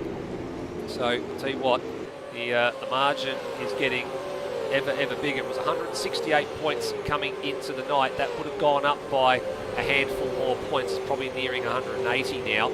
If Dostal leaves tonight here, Coxie, with around a 200-point margin, I almost think it's one hand and probably 2 fingers on the championship trophy before Adelaide even comes around. It'll definitely be his to lose. I mean, that's not to say it's insurmountable for Speck to make that sort of a challenge, but it'd be very much a almost a victory lap type of thing for Dostal with 200 points the margin. He just needs to finish, and he would have enough almost. Yes, and what that will be a key factor for this race, because there has been no early safety car, and no one is looking after their tyres. Everyone is battling like crazy. I've brought up, you can actually look at the tyres through the race, and I can tell you, no one is managing tyres at all. So this will be quite interesting, because it'll be interesting to see how this plays out if there is no safety car, of course. So if this stays green at the pace they're going, as I say, that Spec is around. He is. He's around off of turn 19. He's recovering now, so he's lost further spots. So Dostal goes through. McDonald, Dunstall, Kiddis, Jones, Murrell, they all went through in that last little stanza. And is that a mistake? Is that the first signs of pressure? It looks to be that way, because he's had a fairly decent margin over Dostal here. I think he's just lost this all on his own. I would say he's probably... Oh, he got the grass. Yep. Yep. You're about to say it, and you're absolutely right. Too wide entering the turn, and the pressure finally gets to the driver of car number 13. He's definitely a favourite this year, I think, in both supercars and in the development series. Favourite by a number of the viewers here on Outlaw Broadcasting, but unfortunately, that's the first signs of pressure coming to be. I was actually keeping an eye on some things, because the Steele Allison's leading the race, but his teammate Steve Warwick's picked up 10 spots nice. from the back of the grid, so he is on a charge of his own, and by far the biggest mover in the field this race. So bringing himself back into contention for a good result, and therefore for a good starting position for the third race of the evening. So I'm just looking up. So Callahan's caught up to Peter Thrower now, and starting to sniff for P4. He wants to break up that team 1 and 2, or 3 and 4 at the moment. Starting to So sniff that's the the petrol battle. fumes a minute. Oh, big contact! Some contact He's in the off. back. Who was that? He's hit the wall. That's was that Kmart car. Yeah, That that's was Lognan. See, that was Lognan and Dostal. So that was in the back of the shot. I'll be curious to see. I'm going to check if he's got right hand down, because he hit that wall hard. Yeah, that didn't look did not look great. The wheel is straight, but he might be lucky there, because I think there was just side to side contact, and they're just. I think, and Lognan was out on the thing there. Oh, sort of turned back towards Dostal as well, and then obviously you pancaked the wall there. So that's normally not a passing spot. You normally don't throw it up the inside at turn number 9 like that. But the problem for Lognan was on the exit. I'm not sure from that angle if the car's just kicked wide after rejoining the circuit, but definitely a rather interesting contact situation there. Wouldn't be surprised to see that one requested for review after the night is over. And with that, there's about a big battle, like 5 cars because Knight and Smith and Dostal have caught up to Callahan, who's caught up to Thrower. So this could be where the yellow pace car could come out if they don't, because they're all over each other at the moment. We're at the half-distance weight mark of this race now, and the men who finished first and second are picking their way through the field as it sits right now. Smith going the long way round here on the 06 Paint Doctor machine of Darryl Callaghan, and he's making him earn it here, so there's nothing wrong with that little manoeuvre. And Dostal is the one who's got to play the watching brief at the moment, because Smith has managed to get past Callaghan. I'll tell you what, this will be some drive from 13 if he can find his way to the head of the field. It's not that far ahead for Smith. He's got pace to burn. He's got plenty of time up his sleeve to make this work. And the thing is, they're all battling. Like Knight's still battling with Allison, so they're going to be slowing each other down. Palfrey and Thrower have been battling. Yep. So everyone's been battling, so he's caught up. But that's the thing. No one's been managing their tyres, and if this is halfway through the race, I won't detail their tyre life on over broadcast. But, big send no. from Thrower. He was on the wrong side there. That opens the door. Dostal's going to go wide. through. 3 wide approaching turn number 5. It's starting to get a little bit ugly there.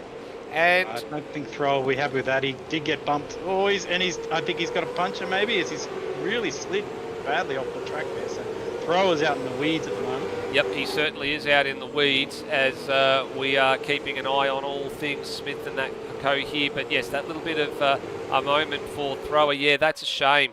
It looks like I'm not sure if it's actually a puncture. He looks like he's going along okay at the moment. So it might have just been... It's just a weird slide that he had. Yeah, a very awkward bit of contact, just loss of concentration or what's happened there. So some penalties popping up for some drivers that have been shortcutting the circuit. On the last couple of laps. I saw one for Cheese, we've just seen one for Sam Dunstall, so they've been taking a few of the liberties of the circuit a little bit too far. Stewards have said, nope, that's not permitted, gentlemen. You need to come and serve a drive-through. Yep, and that looks like that'll be Dunstall who's got it, unfortunately, so hopefully he knows where the pits are, and he's coming in now, so he's dressing it now, and I don't know if he got to 40 there. It'll be interesting to see if he stopped in time. Yeah, he's just in the right of the shot there, going into the lane. So he is serving the drive-through as we speak right now. Actually, here he is serving his penalty. So down the lane for him. That's going to drop him actually probably to the tail of the field or very close to it. There goes Cheese. Filippi now, penalty for him. So there goes Cecil, there goes Glenn Miles, who's actually a lap down. He's going to bring him out, very close to the rear of the field. Oh no, he stopped it, which is good. But take it easy. Yep. Allison's held his lead quite well here. He's kept it in front of Knight, and they've gained a bit of distance now over Palfrey. So they've spaced out a little bit, but Smith, and actually Dostal's gotten past Smith. I missed that. Yes, so Dostal actually managed to, I think, to get past Smith in all that little bit of skirmish that went on with Thrower going off the road and things as well. So that's all the result of that. These two have, you're right, they've got a nice little handy margin. They've got about 2.5 seconds at the moment. With 4 laps to go, what's Knight got in the tank here, do you think? Because he'll be looking to pull the same trick that Dostal was trying to pull on Ryan Smith for the better part of 13 laps in race number 1 and couldn't make the pass stick.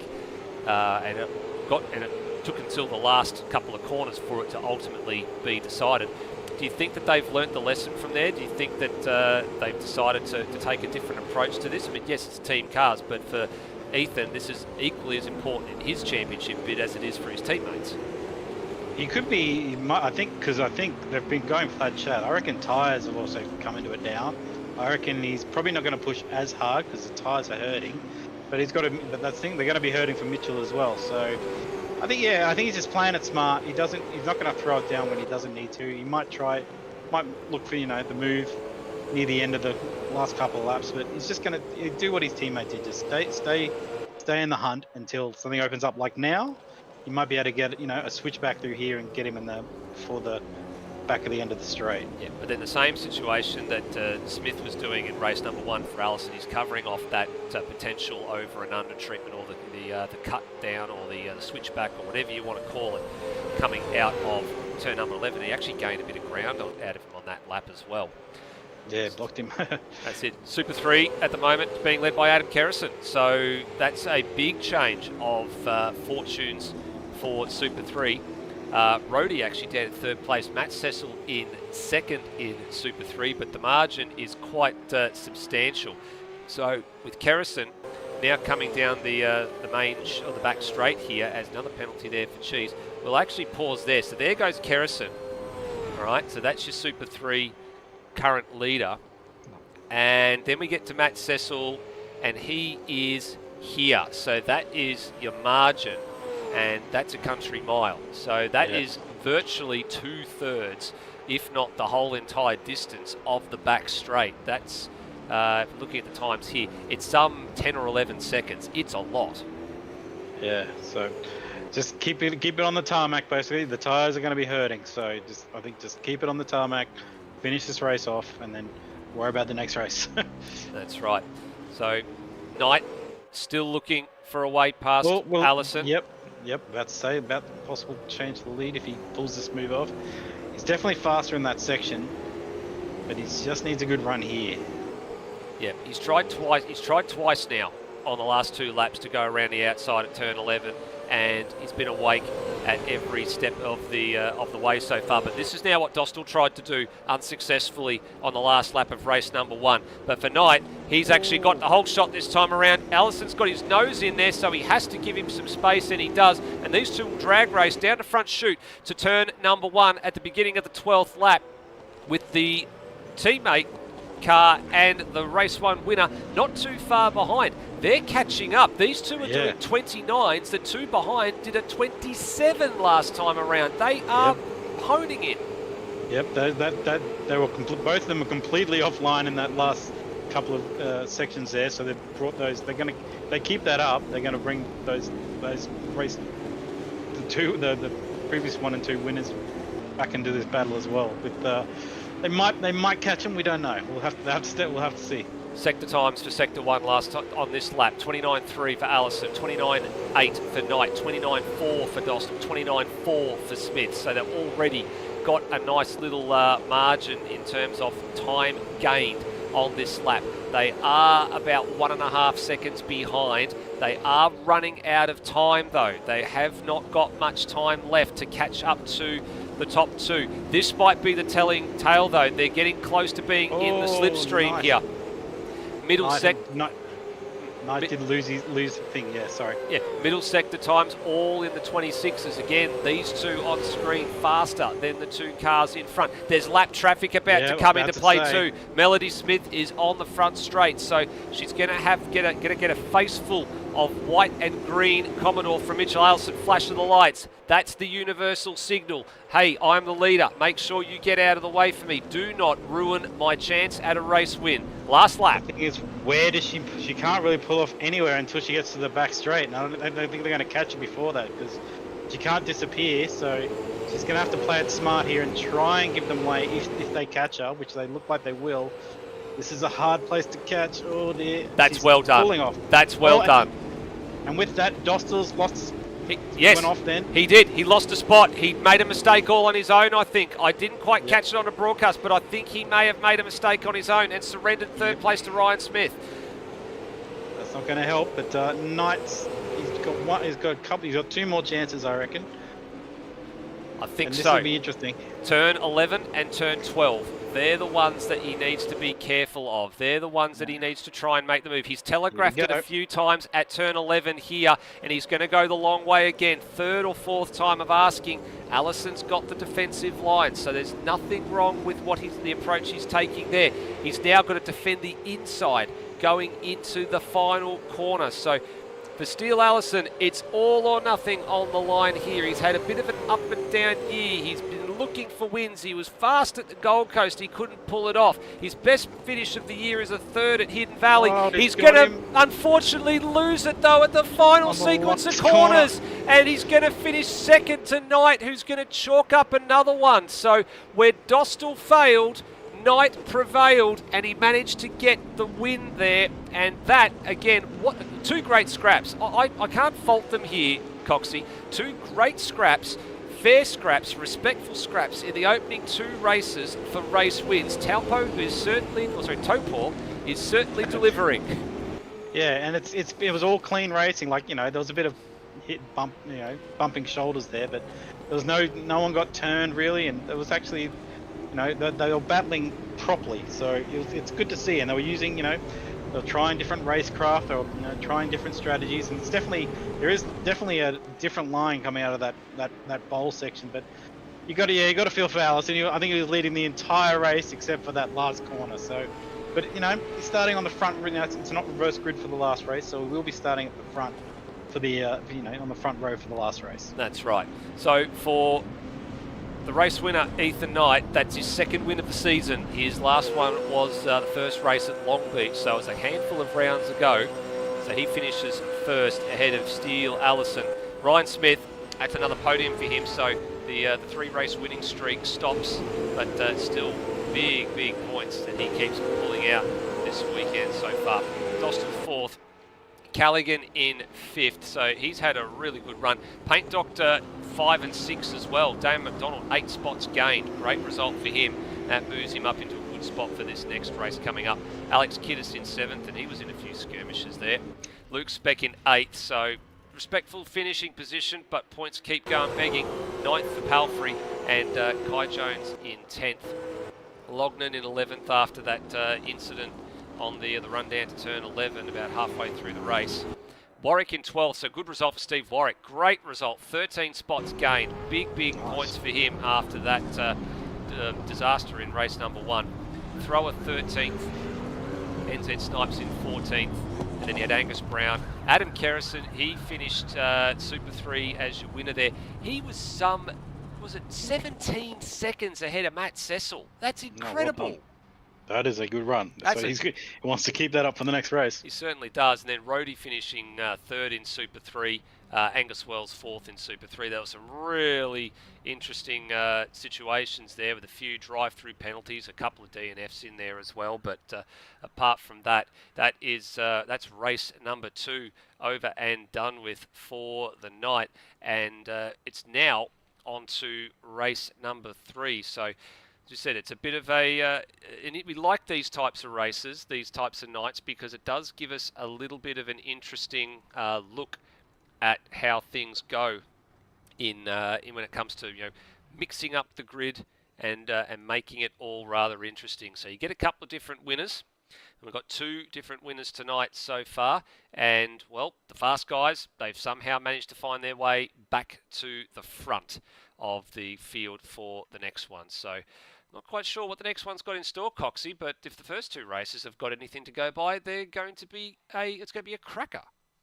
Yeah, they're all that's the thing. I was trying to chase all the battles, and like there was clusters everywhere, and there was constantly nose to tail stuff, and it was good clean racing. There was a couple of little unfortunate ones in that race, unfortunately, but overall, the quality of the racing was actually pretty damn good. Especially, it all came down again in 2 races in a row where it came down to the last corner between the leaders, the first 2 cars. So. Will we get that? Hopefully, we get that again, because everyone that was fast has sort of pushed up to the front now. So it's going to be a bit of a battle. Like Smith's up there, so he's probably got he did carve through the field quite well there, as too did Dostal, but he just had that little mistake and he lost out the podium spot in that race in the last lap, I think. Yeah, that's right. Well, I'll tell you what, the round honours are looking rather interesting at the moment. Well, Smith with his 1st and a 3rd, and Dostal with his 2nd and a 4th. At this stage, they're probably the top 2 in Super 2. Super 3's looking interesting with a win apiece to Kerrison and to Rhodey, but I think Kerrison's probably just got the edge at this stage with a 1st and a 2nd, and then Rhodey with a 1st and a 3rd. So edge to Kerrison just in that last little bit. There's so many stories to tell, though, isn't there, tonight? So many different stories. It was just people were moving up, people were charging through the field. It's definitely that, it's that second, well, it's sort of that near the end of the first sector and beginning of the second sector is just when it all seems to cluster there. Everyone seems to sort of catch up with each other there and sort of gaggle up and just, it's like we just constantly saw, I think we saw like 3 or 4 wide or 3 wide coming out of turn 5 at one point. So it's definitely an interesting track that causes that. So it's good that everyone's sort of braking a tiny bit later than the guy in front of him, it seems to be, through that sector, and it's just everyone's battling constantly. So it's turned out to be a really good track. Yep, it's turned out to be something different, and we spent a lot of time in ASR over the last several seasons, dealing a lot with what we call, I guess you call them samey tracks. So we've always had, the same sorts of circuits on the calendar. We've tried to introduce a few new things over the last couple of seasons. So the introduction of International Round was one of those items where, we've spent the last 2 years racing some circuits in the US. So we've raced at Watkins Glen, and this year was at Long Beach. So that sort of aimed to break up a couple of things. Having 2 rounds in New Zealand this year has been something that's a little bit interesting. So again, dropping some of the tracks from the calendar that have been raced a lot since their inception. So I think the one that a lot of people there's 2 this year that people missed out on that we've had in the series for years gone past was, I think a lot of people missed Townsville and Symonds Plains. They were the ones that unfortunately made way for the calendar this year. So they'll probably be back on the calendar next year at the expense of something else. We're not quite sure what just yet, but there'll be definitely a few changes of things that'll happen there. And then on the other side of things, the differences in the racing. So there's been a huge difference in all things racing over the year as well, with the different formats. So that's been something that I've sort of been rather keen to see over the course of the year, and I'm looking forward to what next year actually has to offer. But I don't know about you, Coxie. I'm really keen just to see what the finish to the year is actually going to be. Yeah, because I believe Adelaide is the last circuit. Is that correct? Yes, correct. Only one more Yeah, round sort of to go, unfortunately, for the year. So one more race around Taupo tonight, and then one more long distance race around Adelaide to finish everything off. So it's coming up. It's not too far away. It's only about 3 weeks away. So, and then for Super 3 and Super 2, the season is over. And then November 29th for Supercars, the last round for them. And then next week, the 8th of November, Supercars are here as well. So the season's coming up. It's normally sort of early December, based on years gone past, that the season finishes. This year, it's going to be over and done with before the end of November. Yeah, it'll be good to. Well, I missed Adelaide last year, which was unfortunate due to timing, but it'll be good to race there again. But I'm looking forward to this track because I'm watching the racing. I think it's because I think what makes this track interesting is it's a lot of lefts after rights and rights after lefts. So you're constantly changing, going one way then the other way. So you're never really going, especially through that those that area is what I was talking about. You can't, you might think you've got a pass done, and next thing you know they're right back, down your inside the next corner. So I think that's what's making this track so quite entertaining, is that it's not quite done until you get to a straight, basically. So hopefully they keep this up for the third race. Third race, yes. So just one more minute left in the warm-up session, and then we'll be waiting to see how things go. I guess looking a few things that are sort of interest. I'm surprised. Normally the sprint racing, Coxie, always tends to lead to a few more collisions and a few more things, as we've seen earlier on in the season. It's not been, I guess it's famous last words, it's not been too bad tonight. And I think a few drivers have realised some things that are going on in ASR with trying to clean up some of the racing, and that's why we've seen some some not so interesting contact situations being redressed and things like that, because drivers know they're being watched. They know that things are going to happen moving forward, that if they do tread over the line and they get in trouble too many times, it will lead to a couple of them being pinged and having to sit around out, as one of the drivers in the series found out recently. Yeah, so and I think it definitely has worked. I think people realize, they're coming here to race. You don't want constant crashes, and like, yes, it's not real life, but we do take this quite seriously. So it's good that, and it's definitely I think it's definitely worked. People have been battling, but they haven't been. They've been smarter about it, as we just saw in that race. Everyone, the racing up the front was like, well, pretty much through the entire field, to be honest, and was quite smart. They were taking the time. They were, people were diving, but they weren't, Hail Marying, handbraking it into corners. So it's definitely, and it's, I think, and it makes better racing. It's better entertainment. So I've those first two races were, probably two of the best in the season so far, with how close they've been, coming down to the last corner, the last two cars battling the front row. So yeah, I think the third race will be interesting, because that's the thing. It's either going to be the same, or we might have jinxed it, and it's going to be, everyone's going to go, right, last race of the night, I'm going to go for it. Who knows? We can time will only tell. But hopefully it'll be interesting, because all the fast guys have sort of siphoned up to the front again. So it'll be interesting to see how they all battle. It'll be good. Okay, cool. So we're just waiting on one driver just to see if they can to sort something out for them. Just troubleshooting a small minor issue. So there's a little bit of an extended break here while we wait on a few things. So as we said, still one race tonight, one more race in a couple of weeks' time, 3 weeks' time from now. Championship picture looking rather interesting. We'll actually revisit those standings just while we wait for things. So that was the 11th through to 20th. We'll flip back over to first through to, if we can get it right there we go, first through to 10th. So undoubtedly from tonight, the margin has opened up. Ryan Smith definitely has leapfrogged Steve Burko tonight based on his performance.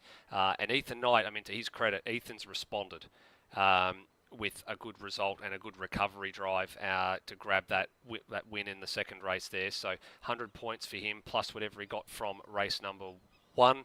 Ryan Smith, 100 points from race number 1 and whatever he got for a third place finish in race number 2. So he's looking pretty handy there.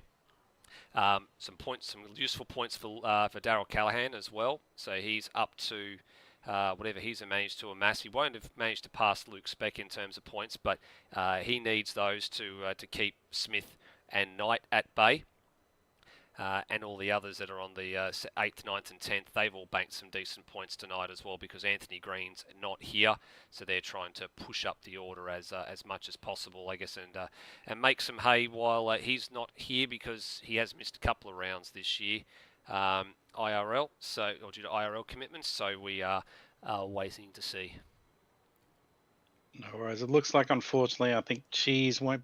So it was more than just the spins that he was suffering those last 2 races.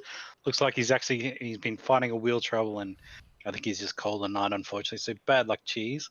Yep. And I just wanted to show. I was hoping we get time to show it, but the end of this pit lane, here goes put in a cool little detail for the time for the light, which you might not be able to see, but something that he's put in from real life supercars as a nice touch, which is, I don't know if you'll be able to show it on stream, but I think it's quite a cool touch. And if we get to see that on all the other tracks, if that's possible, that'll be really cool. But yeah, if you can't show it, I think we're about to start, so if you can't do that, that's fine. Yeah, so for many years, when it came to all things pit lane in ASRs, we've just got a few drivers that we're just waiting on to come out onto the circuit, and they're all loading in now. One thing that we did see a lot in ASR in years gone past, Lewis Wedding actually making the big sort of Rolex-style gantry that went over the top of the gantry on the pit exit, and some of the other things that had happened. But yes, we've now gone with the Seiko watch on the pit exit for Taupo, just to see how that all looks like. It's very clever. Very clever. It's very clever. No, he's a very clever guy when it comes to doing all things modding. Is Nathan Higginson. So one, Mitchell Steele Allison, if you want to say it with me, is in second place. Ryan Smith in third. Definitely got pace to burn tonight, and I think he's been the form driver for the last couple of rounds. Brandon Dostal in fourth. Darryl Callaghan and his teammate Damon McDonald are going to start on the third row of the grid, right next door to each other. Alex Kiddis in seventh, with Luke Speck starting in eighth. Palfrey in ninth, alongside Kai Jones starting in 10th. Row 6 is Darren Lognan and Steve Warwick. It'd be good to see where Steve Warwick can get to from here. Now he's got himself back within earshot of the top 10. Peter Thrower starting in 13th, Angus Brown in 14th. I don't know why the Super 3 cars are out of place here, but they are at the moment. Getting spots while they can. Yeah, trying to make a few extra spots. Adam Kerrison, he's your leader in winner from the last race in Super 3, so he's going to start 15th ahead of Matt Cecil, they're all out of place here at the moment. Rhodey starting 17th, Darren Kemp start 18th, and then the remaining drivers on the grid will be Angus Wells, Scott Murrell. Not sure what's happened to Murrell there. He's well off the back of the grid. Melody Smith, Glenn Miles, and Sam Dunstall. Now I'm just looking to see what's happened here. Or we actually have lost one driver, so we will do there is a rule here in ASR. There is one restart that is permitted. So we'll sort that out and get a few people to be sorted back into things. So there is always time in the schedule to sort those one last things out, and then beyond that there are no further restarts permitted. So we do like to try and keep as many drivers in the grid and in the game as happy as we can for the racing. So we'll wait and see how all that unfolds once we get NZ Snipes was the one who dropped. I was just trying to work out where he was when he finished that last race, because he actually started 14th or finished in 14th, so that's why everybody had moved up one there. I see. Oh well, it's good that we do this. It is unfortunate. It is sort of using older technologies, this game engine, unfortunately, but it is still drives the best supercar, I still believe. So yeah. So hopefully everyone's Snipes is getting back in now, so it should be all good. So hopefully we can set the grid. So if you can, do you reckon you can get the Psycho watch on screen? Is that possible or not? Well, I was about to say you definitely are a big fan of it, and there is one person I'm waiting to. There's actually one driver missing from the grid, and actually it was Ryan Smith. So we're just going to rerun that the batch file again and make sure that all happens. This is one of the difficult things, I think, when it comes to doing bits and pieces. With the league, when you are the broadcaster and the server admin and the every other admin and all sorts of things, you've got it to sort out. And I think Scott Murrell has hit the nail on the head absolutely perfectly. I was kind of hoping with some of the things going on in my life, it would have been great to have an early night, but unfortunately not the case. And I have well and truly jinxed it. But it wasn't on broadcast. That wasn't a commentator's curse. It was purely and simply because I asked everybody to behave, and I think, well, for the most part they have. Just the game doesn't want to behave. Well, that's why you need to get this stream sponsored by Red Bull and get that sorted out for you. I'll tell you, well, one of the things that did happen when I had a can of Red Bull for the very first time is it put me to sleep. So. That's not going to happen. Fair enough. That's not going to happen. All right. So, race 25 out of 26 for the year. My oh my, they have gone well and truly fast. And away we go. So again, quick rip through the grid. We covered most of it. So Knight with Steele Allison alongside Ryan Smith and Brandon Dostal. The two paint doctor cars of Darryl Callaghan and Damon McDonald. Alex Kiddis alongside Luke Speck, and Jacob Palfrey will have Kai Jones next door to him. Darren Longman in 11th, Steve Warwick in 12th, and now this is a bit more accurate. The two Kiwis, Peter Thrower and NZ Snipes on row 7, with Angus Brown in 15th, the first of the Super 3 cars in Adam Kerrison, Matt Cecil in 17th and Brody in 18th. So top 3 in Super 3. Nice and close together. Darren Kemp a little bit out of position in 19th with Angus Wells alongside him in 20th. And the last 4 cars, Scott Murrell, Melody Smith, Glenn Miles and Sam Dunstall. That's going to be an interesting race, this one, because I wonder how much tyres did factor near the end, because I think they were definitely hurting by the end of that last race. So I don't know if there's going to be a bit more tyre saving, or if they reckon they can push it a bit more. But I don't think they want to push too much more, because once you get to a certain, once these softs sort of get to a certain size, you sort of hit a cliff, and you feel like you're driving on ice, and you sort of get scared to put your foot down at exiting corners and braking later. So it'll be interesting to see if that plays a factor, and or if there will be safety cars. This one we've only had one safety car this race, and it was at the beginning, a little kerfuffle of a chicane at the end, but. Other than that, it's actually been, we've had a couple of little incidents here and there, but there's no big incidents, and so everyone's definitely driving. The standards have been quite good this round. Yeah, I'll agree with you on that one. Standards have definitely been very, very high, sort of since the mid-season break. I think is probably fair way to put it. And I guess the introduction of what we've now deemed the accident frequency rating, or the AFR, has probably gone a long way to sorting out some of that. So good to see the drivers have actually started to take a few things quite seriously when it comes to all things racing at the moment.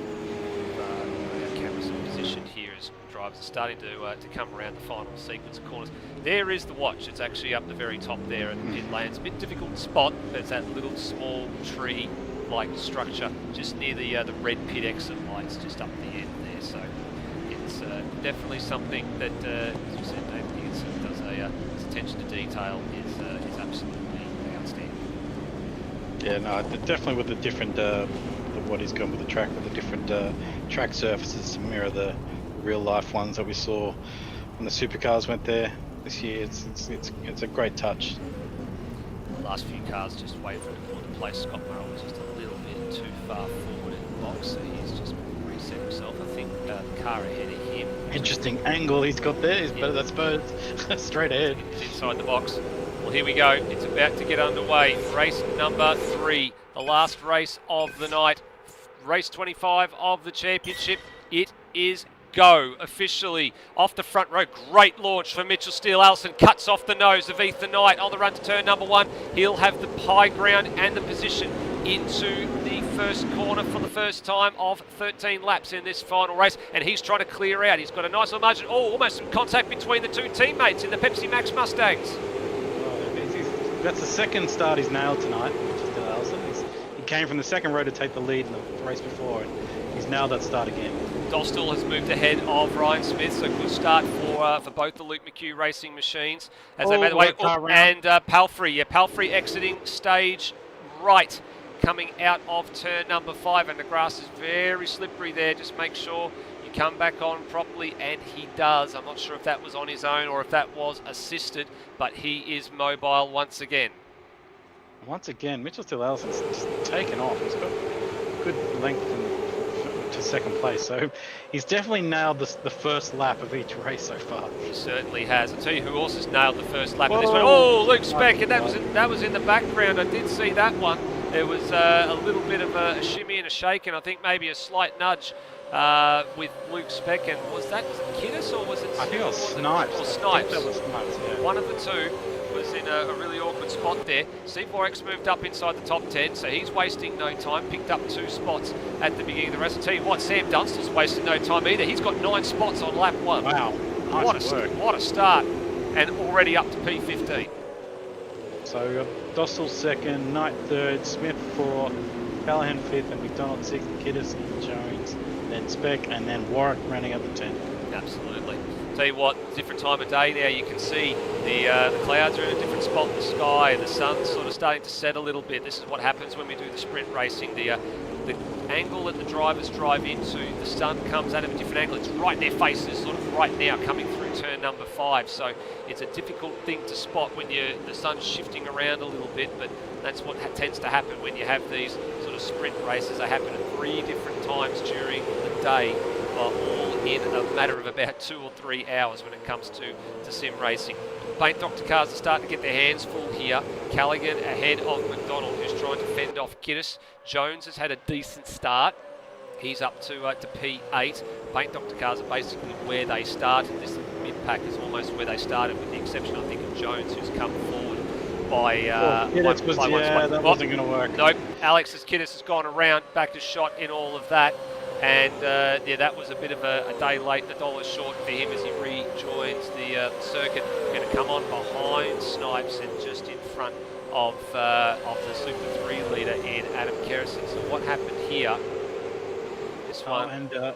I'm sorry, we just let the Dostal's just taken the lead, but yeah, we'll just watch this replay. Yep. So he tried to fit down into the hole there. He's actually very lucky not to take Dane McDonald out with him, and that he only did that on his own. But the space was left, and unfortunately made the mistake in trying to make the pass on the inside there. So self-inflicted problem there for Alex Kiddis, and that sees him tumble down the order.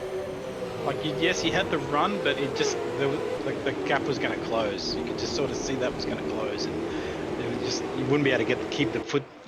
Couldn't be able to keep the foot down and hold it there, unfortunately. Well, the hard part of that corner too is a lot of drivers are driving it in fairly deep. They're not taking a traditional double apex into that part of the track. They're sort of taking a wide arcing angle because it's a cambered corner, so they want to carry the speed through there, and then they want to cut down late for a much straighter exit. So watch these cars here on screen. Steve Warwick actually has gone through to 8th place. Great result for him. See, they're not taking an early apex, but they take that sort of mid-track cambered approach. In Speck's case, he's cut down fairly early, but ideally you want to carry your momentum around that corner and then cut down late and straighten your exit so you can get on the power while the car's straighter sooner.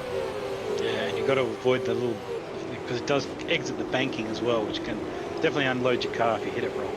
And it looks like, I think Allison's just lost another spot to Smith. So Smith's charging and he's trying to catch Dostal for the lead at the moment. Certainly has. He has just passed Mitchell Steele-Allison. He is now right on the tail of Brandon Dostal at the beginning of lap number 4. 3 laps gone already. Geez, they went absolutely quick. I thought we were only on lap 3.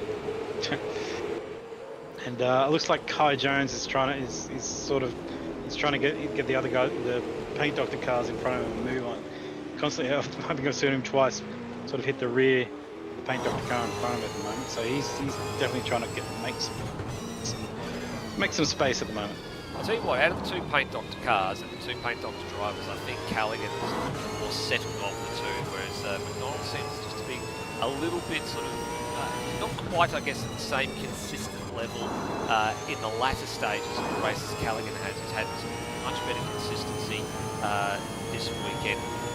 Damo's had to drive from 16th to 14th and then 14th up to where he is now, and he's just not. He seems to have an early start to things in each race, but then just sort of can't go on with it. Yeah, I think maybe it could be a tyres of the factor, but I think Callahan's definitely got some skill in that brain of his and driving these cars around. So he's got a good marker. He's got to try and keep look up to his teammate and where to gain progress. But I think Kai's hit him another 2 times in that lap, so he definitely wants to give him a move on, that's for sure. And Steve Warwick's in this battle now too. So Kai wanted to clear McDonald as quickly as he could because Warwick was starting to charge, and now he's caught in this awkward spot. He's now caught on the outside for turn 2 because he couldn't get past up in turn 1. He now has to tuck in for turn 3. There's no passing in turn 4 because it's blind. You can plunge down the inside here at 5 if you're close enough, and he tries and he tries and he tries and he escorts he's escorted the 666 wide. Now he's going to redress that, and that's what caused that. So Warwick was trying to capitalise, and very, very lucky that there was no contact there. Warwick won't be too pleased about that, but he knows what Kai was trying to do. He was trying to do it quickly without losing a spot. I think you just line up the bowl, get a good run out of the bowl, and just try and get him on the back straight, or if not, try and set up for T1 because he's trying to pass him in the in the first sector, and like I said, it's left right, and it's just hard to get an advantage from one corner to the next. So I reckon get a good run out of this corner, which we might be able to do for this wider line, maybe. Not quite. So you can see here that McDonald's now vulnerable. His teammate Callaghan has actually gone and set off after Ethan Knight, so he's had a much better 5th lap than his teammate has. And you can see here from the rear onboard shot that McDonald has just got to place his car in all the right spots. Kai is definitely faster. He's got a good exit here. That's what he has to do. That's what he has to do, is to get his nose up on the inside here if he can. Just send it now. Right now, got to make a clear commitment, and he does. So he gets that spot there. Now he needs to clear the car pretty quickly. Now he's got some clear air, moves up in front of the 666, and that's finally the job done. That took about 2.5 laps. Yeah, and he's lost about 3 or 4 car lengths to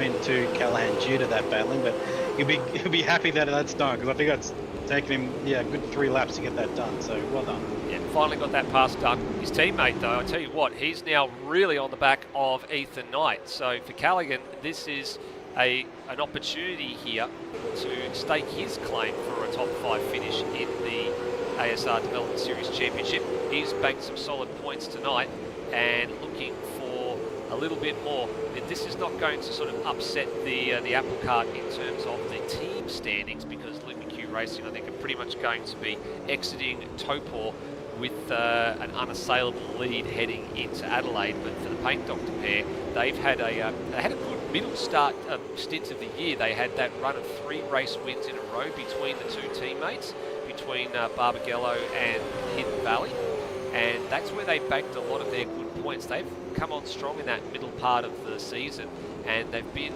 regular top 10 finishers ever since. Yeah, so as long as it keeps consistency, it definitely helps, that's for sure. So looking at the race now, so Dostal and Smith, they've sort of gained a pretty decent lead over the Mitchell Steele Allison car. So and then the gap to what we've been watching, so Knight, Callaghan and Jones, then McDonald, and then there's a bit of a sort of a train from Dunstall and P12 onwards. There's a bit of a gaggle happening back there as well. Yeah, so here is Sam Dunstall. So he's managed to pick off 12 cars. So started 24th, he's now up to 12th. So the next car in the sequence for him is Darren Logden. So Logden, with a lot more experience under his belt in ASR compared to Dunstall, is now chalking up his 4th race in its entirety in ASR. But he's come on. I think it's taken him a little bit of time to adapt to it, but race 3 is definitely the better of the 3 races for him so far tonight. He's found what he needs to do. He's found those limits until right now. Until right now. You cursed him into the fence. I tell you what, I would hope to God he is not doing what Rhodey's old trick was of having the broadcast up and watching himself go round, because that is the cardinal sin if you do that.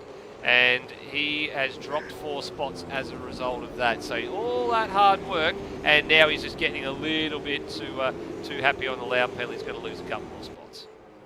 There's a battle for the lead going, as Smith nearly got him in the last corner, but that's settled down now, and Knight's all over. I think Callaghan's just got Knight just then. Or was that?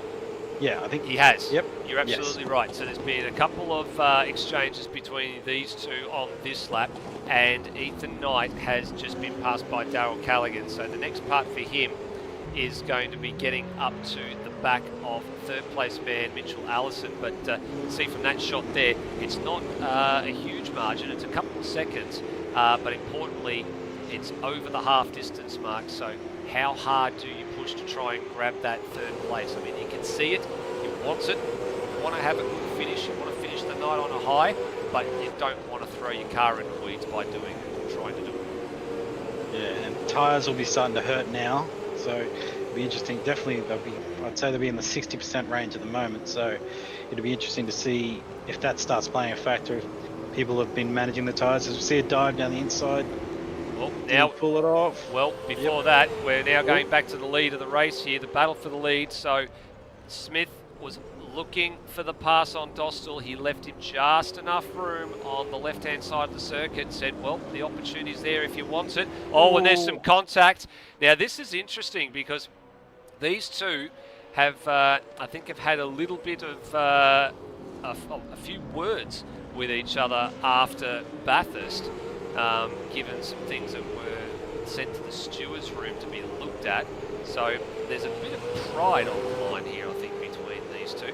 One of them shooting for a championship, and the other one, well, the livery, I think we haven't mentioned it all night, but when you look at it, it's probably going to be one of the liveries with the least amount of effort put in all season long. It is an interesting colour, I'll say that much. Yes, and that's where this needs to, and that's where I think the discussion needs to be left. I know Lewis Wedding was famous for his livery roasts, and if we had the opportunity, we'd be going back and doing that all over again, but unfortunately, we don't have to. Dostal, defensive. Now, can he get the cut back here? The thing is, you don't want to be too far on the left-hand side here, because he's just got no run. So if he blocks again, which he is, he can't move over now, he's got to stay there, but just, yeah, you don't want to be too far left, because otherwise you have no turn in for the chicane. So he's held his line again. Oh, Dostal with a little bit of a half mistake there at turn 12, but he managed to gather it up and that's prevented any opportunity for Smith to get down the inside here at the last corner and command some space. Now, Dostal's learned his lesson, I think, from what he tried to do tonight. Although he's compression locking it going into turn number 1, he was a bit too quick on the down change there, didn't blip the throttle properly, but he was in a position where he was able to hang on to it, and this has now gone up another level. Yes, it's very hard to pass here, so you want to just stay on the back here. Well, he's going to try. Yeah, it's very difficult to pass there. I'd say he's, well, as I say that, I was going to say his best bet is turn 1, but there you go. A little mistake. Yeah, you've pressured him into that, yeah. Absolutely. Smith pounces, gets that job done at turn number 5. So that's a job done for him. Third place, Mitchell Allison. He's actually holding his own relatively well at the moment. He's only a couple of tenths slower than Callaghan behind, but importantly, they're both in the 28, so there's no real deficit being erased here from 3rd to 4th, and he's not clearing away either from Ethan Knight, and then you've got Kai Jones in there and his teammate Daryl Callaghan tucked onto the back of that little group of 4. So yeah, well, I think with them battling, I think that's what's keeping them at bay, because they haven't been battling, so that slows everyone down when you battle. There's a bit of a mistake here, so Dostal sent it at the final corner or final sequence of corners, and had to shortcut the grass. Now you can't keep your position by doing that, so he does the right thing and he gives it up. He's got to just wait for this one corner before he can relaunch an attack. So 1 minute 30 for Dostal, that with the track cut. Smith 1 minute 30s, Allison at 1:28 the last time around as well, so he actually picked up a little bit of time. So if these two keep going to war like they are, they're going to have to be very careful, because the Commodore of Steele Allison is not too far away. Dostal's starting to get a little bit leery on the loud pedal here as he tries and pushes the 60, hopefully into another mistake. 2.5 laps to run. Unfortunately, Dunstall's looks like he's been cutting a corner somewhere too much, and he's got to drive the penalty again. Again. Last spot's inside the 10 here on the line too. Steve Warwick in 8, Speck in 9. So every position important for Luke Speck in terms of championship at the moment. At this stage, it's not been a kind round for him. But Warwick is in the box seat at the moment to take home an 8th place finish, and being pressured and continually pushed here by the number 13. Well, it's definitely a better race for Warwick. He's moved up and he's held his position this far. Tyres, that's as you before we had that little slide there. Yeah, tyres will definitely be a factor now. They'll be in the 40% mark, and yeah, they're not going to be nice coming out of slow corners. So it'll be interesting to see if there'll be some slides here or people going off. We'll have to see. Well, I think a few drivers are holding their line pretty well through the last sequence of corners, because that's where it's very easy to make a mistake. Warwick doing a good illustration of that there. Super 3, battle heating up in Super 3 as well. Kerrison leading, but being pressured by Rhodey. Well, I reckon Rhodey should try and go for T1 if he lines this up well. I'll tell you what, this is round honours in Super 3 on the line right here, I think, because Rhodey's had a win and a third, and I think Kerrison's had a win and a second. So a win here for Rhodey or for Kerrison, that will give them the top gong in Super 3. And they've got a reasonable margin over Matt Cecil. It's 11 seconds, so this is a battle in 2 for them. That will go down to the wire. Callaghan now coming under some pressure from Knight. He's made a mistake exiting turn number 9. That might be the opportunity that Knight needs to get through, but Callaghan on the left-hand side of the track is in a spot where he can defend this here. So very, very lucky not to lose a spot, and Jones senses an opportunity here as well. So battle's going right down to the wire in all of the major positions, inside the top 10 in Super 2, then inside the top 3 in Super 3 as well. Last lap board is about to come out. Oh no, there's gone, and there goes Knight. So that's the end of that exit stage left for the 77, and through go the paint doctor cars. Where's Kai Jones in all of this? I think did he get tripped up in that as well? I don't know. Where is Kai? Yeah, he's down in 12th place. I'm not sure what's happened there. So so mistakes are starting to creep in. The yeah, tires. he had a poor lap for him. So yeah, he had a he actually he got into the back of Knight, I think. Yeah, that's what caused that collision. We didn't see it off camera, but it was a bit difficult for us to spot. But he lost the he actually redressed it. He's come out worse for wear with all of that. Half a lap to go now. Back to the leaders through turn 8. Smith with the ascendancy. Last 2 races, of course, have gone flag to flag here. So tyres screaming, protesting at this point. They've managed to kick away from the 3rd place man in Mitchell Steele-Allison. And the last stop, Dostal's going to have a crack here. He'll have a crack. I'll say not. It was a very poor exit for Smith, so he's going to defend the whole entire left-hand side of the straight here. Now he's got to leave some room for Dostal. He can pull this trick. He tried to pull this in race 1, go a long way around, and he mucked it up. No, he's got to hold it. He's got to hold it here now. He's got it this time, and it's going to be 3 different race winners at this stage. 4, yes it is, 3 different race winners at Taupo Motorsport Park. Dostal gets a win there as well. So that's what the movie couldn't pull off at the end of race number 1. He manages to do it, so he finishes first. Smith second. 3rd place for Mitchell Steele-Allison. Good couple of podiums for him in the 2nd and 3rd races. Callaghan 4th. McDonald 5th. Knight recovers to 6th, so he was pretty lucky with that off-track excursion, but Jones was the unfortunate man that got into him and didn't redress that. Rody's got past Kerrison. Rody potentially on here as he managed to get the move done. It's coming to the final corner now. He's done it. So Rody is your winner in Super 3. He manages to outlast Kerrison on the last lap there. 17th place finish for him. Gives him the round honours in Super 3. Just back to the rest of the finishes. So Steve Warwick 7th in the end because of what happened to Kai Jones. Darren Logden 8th, Speck 9th, and Angus Brown, who's Luke Speck's teammate, finishing in 10th. Jones finished 11th, Snipes 12th, and then the balance Murrell, Thrower, Palfrey, Kemp finishing 16th. Then we went back to Rody in 17th.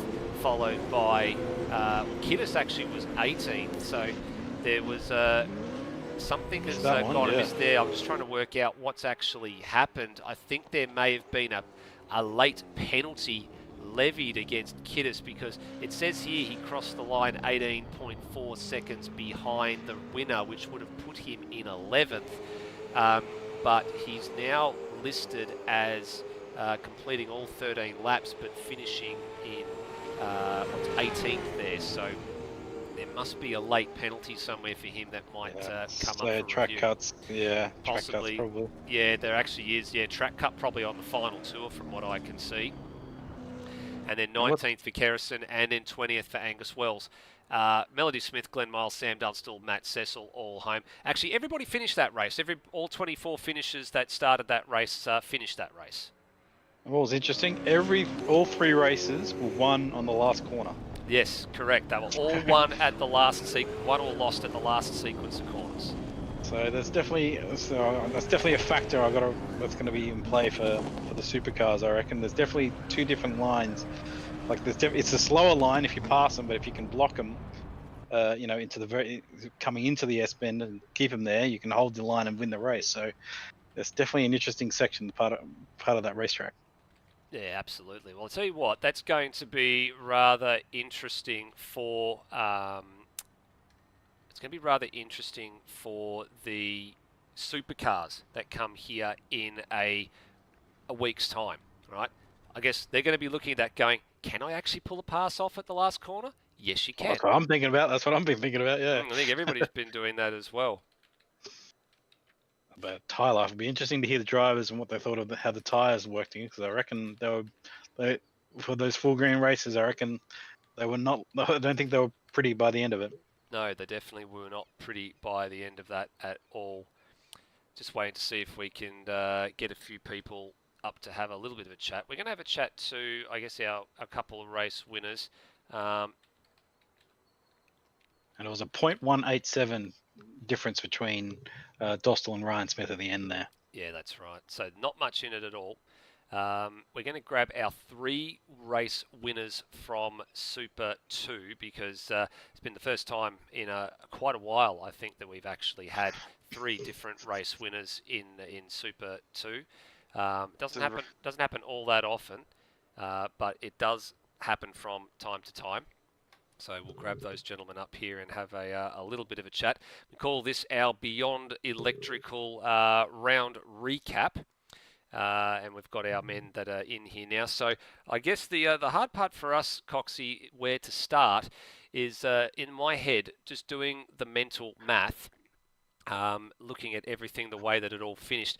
I think it'll be Ryan Smith is going to be the first man overall because he's got the 1 win, he's got the second and the third place finish. So I think if you sort of agree with me, I think that's probably where we're going to be starting at this point.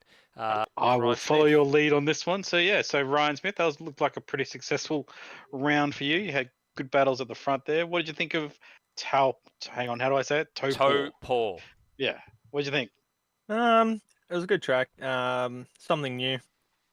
I don't know. Yeah, last race, final complex was just, yeah, bit of a mistake through the left-hander, and then Dossel got me at the end. But that seemed to be the case with everyone. I think everyone sort of had an issue with the last corner to try and win the race there. So, what were the tires like in the full green races? Because I imagine they weren't fun near the end there. Honestly, I thought they were going to be a lot worse based on previous times in the year running softs, especially what was it, Sydney. That was probably the worst throughout the year. But honestly, they felt pretty good even towards the end there. Like, you felt like you could still push. Obviously not as hard, but I don't think the lap times were that bad compared to the start or earlier on in the races. And you pretty much battled, I think, Brendan Dossel the entire race. Was it get a bit hairy? What'd you think of the battles? Oh, well, I thought I was safe from him in towards the start to the middle of race 2. But then he showed up in my mirrors in the second half and got past me for a bit there, and then I got him towards the end of race 2, I think. And then race 1 and 3, basically him and I against each other the whole time. Well done, mate. You've definitely come on near the end of the season. I think you've had like 3. You pretty much constantly winning. You had some wins up the end, so definitely keep it up and congratulations. Thanks. No worries. Who's next? I'll follow your lead, Nether. We're going to go to Brandon Dostal, who was, by my math, is second overall for the round. Dostal, same thing. How'd you feel? What'd you think of Taupo? Yeah, it's one of the better NZ tracks. I never got along with Pookie too well. That hairpin is someone else, but it's a fun track. It's very full on the entire. Well, you have to drive it very relaxed around here. The hairpin is quite challenging here too, and the final sector as a whole is just crazy. So I've noticed you took there was a couple of different lines coming out of the bowl, and then it looks like you were trying the sort of the late lunge around the outside of the complex, which worked once for you, then didn't work once. But so what did you think of that? Like, was it the tires the factor, or was it just red mist? Oh, I just don't know how to take that corner as a whole. That's just the final sector has been my bloody burden the entire day. It's I've just been trying different things through there, and some work, some don't. Yeah. Oh, well, and it looks like this is probably going to help your championship. No, I don't think it's any plight this round. So, what do you think going into Adelaide with your championship hopes? Definitely excited. Not gonna hope. Not gonna what's called too fast because a lot can happen, especially at Streets of Adelaide. It's bloody street circuit, bloody renowned for crashes and stuff. But definitely excited going into there. Leading teams and drivers. One of my favourite tracks. I hope to shoot well there. Well, very entertaining race. Thank you very much, and congratulations, and keep it up. Thank you. No worries. Who's next, Nether? We're going to go to Ethan Knight. So Ethan had the middle race win of the evening, but I don't think he's third overall for the round. We haven't worked out the points on that yet, but he is the third race winner of the night, so we'll go to him. Ethan, what did you think of Taupo? Yeah, tricky track. I mean, you feel like you're constantly turning the thing, and it's hard to actually race, I think, and make passes because there's so many different lines to take. But yeah, I mean, it was pretty fun. I'll take the win, even though it was a reverse grid race win, but I'll still take it. And massive respect to Mitch for keeping it clean and letting us go too wide through the bus stop and stuff. So yeah, it was a lot of fun.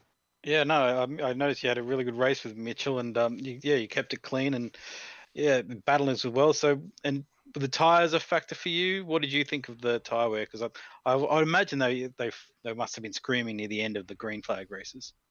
Yeah, I mean, they were probably better than I thought they were going to be, just based off a few runs that we did in the practice, but definitely the rears. And in the first race, I got caught out with the cold tires, and I ended up looping the thing, exiting the bowl. So yeah, once the temps were up, though, it was all right. Obviously, yeah, as the race went on, they were definitely a little bit more, a little bit less grippy, but yeah, is what it is. Oh well, it looks like you had a great round. So congratulations. Thank you. No worries. And who have we got up next, Nilla? Well, there's only one person left, and it's our winner from Super 3 with a couple of race wins and second place in the middle. I think I was actually third place, I think, in the middle there, and that's Rhodey. Congratulations, Rhodey. Tell us about the last lap of the last race there, because I believe you were coming through the last lap, you weren't leading, and by the end of it, you were. So what happened? Look, that last race, generally, I think, contrary to everyone else's opinions, a lot of opinions on the track, I think this track was actually not too bad to race. It was just it was a track that really rewarded the effort you put in. You couldn't really take any shortcuts with it. You had to drive right at 8 tenths. You had to be half throttle most of the lap. You were turning. It was by no means a great track to drive on, but I mean, yeah, it's by no means a simple track, but it's one that I feel rewards effort. I had decent pace all night, I think. I just couldn't do much with it in race one. The Kemp train struck again. To be fair, the Kemp train was a bit of a theme for me tonight, as per usual, being in Super 3. But no, race 3, same sort of thing, Kemp train again. Adam and I were just like behind him, and there was a point where we could have probably worked together and gotten past him, but actually we were ahead of him. But then he fired back through a couple of laps in, so it wasn't really worth fighting the fight. He wasn't the direct competition for us. Look, I just knew I had to get past him at some point. I want to get past him at some point because I think I was doing the math in my head, and I thought, look, I'm in the shout for a round win if I get past him. But very much wanted to sort of run it as late as possible to limit the chance of firing back, and I just had to try and pick my opportunity. And I think the best run I was getting all night on people was out of sort of the hairpin, the bowl, whatever you want to call it, down the back straight. So kind of set him up for that on lap 12. Got a dry run in it. Figured that I had the run. I just had to make it stick. And lap 12, actually, I was planning on cutting back, but actually we ended up going too wide through the bowl. And somehow I got the grip out of what was left of the rears and got the better run down to the corner and was able to defend off. But honestly, big ups to Adam tonight. It's a shame he's not been able to race more often because, as I said to Adam, look, that's the way that I think any of us in Super 3 or any of us in ASR want to go about racing for a title. I mean, we're not doing it this year. I'm still 200 something odd points off. He's another 300 odd points back, I think. But if we're both in full attendance next year, if we can do that sort of stuff night in, night out, we're going to have a monumentally wonderful scrap for Super 3. No, it was definitely entertaining. We were trying to keep an eye on it on the back there, so well done. And it was a good race. So congratulations, and congratulations. Thank you, Coxie. No worries. Back to you, Nether. I was not prepared for that. Nope, that's all good. Thank you very much, Coxie. You've done remarkably well for your first night in the broadcast booth on Outworld Broadcasting. So I thank you for. I guess you were volunteered by Will Devonish at the end of the day because he did say to me that you were available. So it's great to have you on board. Thank you for being alongside me tonight. No, it was a pleasure. It was great to have be the very first commentating, I guess, Taupo and Taupo, yeah, was that right? Correct. And it was, but they were all races came down to the wire, all three of them. The last corner, last two, for the front row. So, and it was, it was good, clean racing. It was hard racing. It was, you could definitely see the two different lines coming out of the bowl and the different, braking, the way you could break into the S section there, the very last corner there. So it's very interesting. I'm definitely going to take notes of that into the supercars because I think it'd be interesting where we can push in the supercars. Because I don't think that they'll have as much grip, but they might be faster down the straight. I don't know. That science is way beyond me, but it'll be definitely interesting to see how the Gen 3s go around here. Yeah, it certainly will, and we've only got to wait a week for it to happen. So for those that are avid viewers, it's here on Outworld Broadcasting in a week's time, Friday night next week. The same format as you saw tonight, sprint format with the top half inversion in the middle. But you know what the funny part is? We get to chalk another 3 laps on every race. So they're racing 16 laps. So I tell you what, if the tyres were screaming tonight, think what they're going to be doing in a week's time from now. Good night, everybody. Please drive safely, and we'll see you on the next one.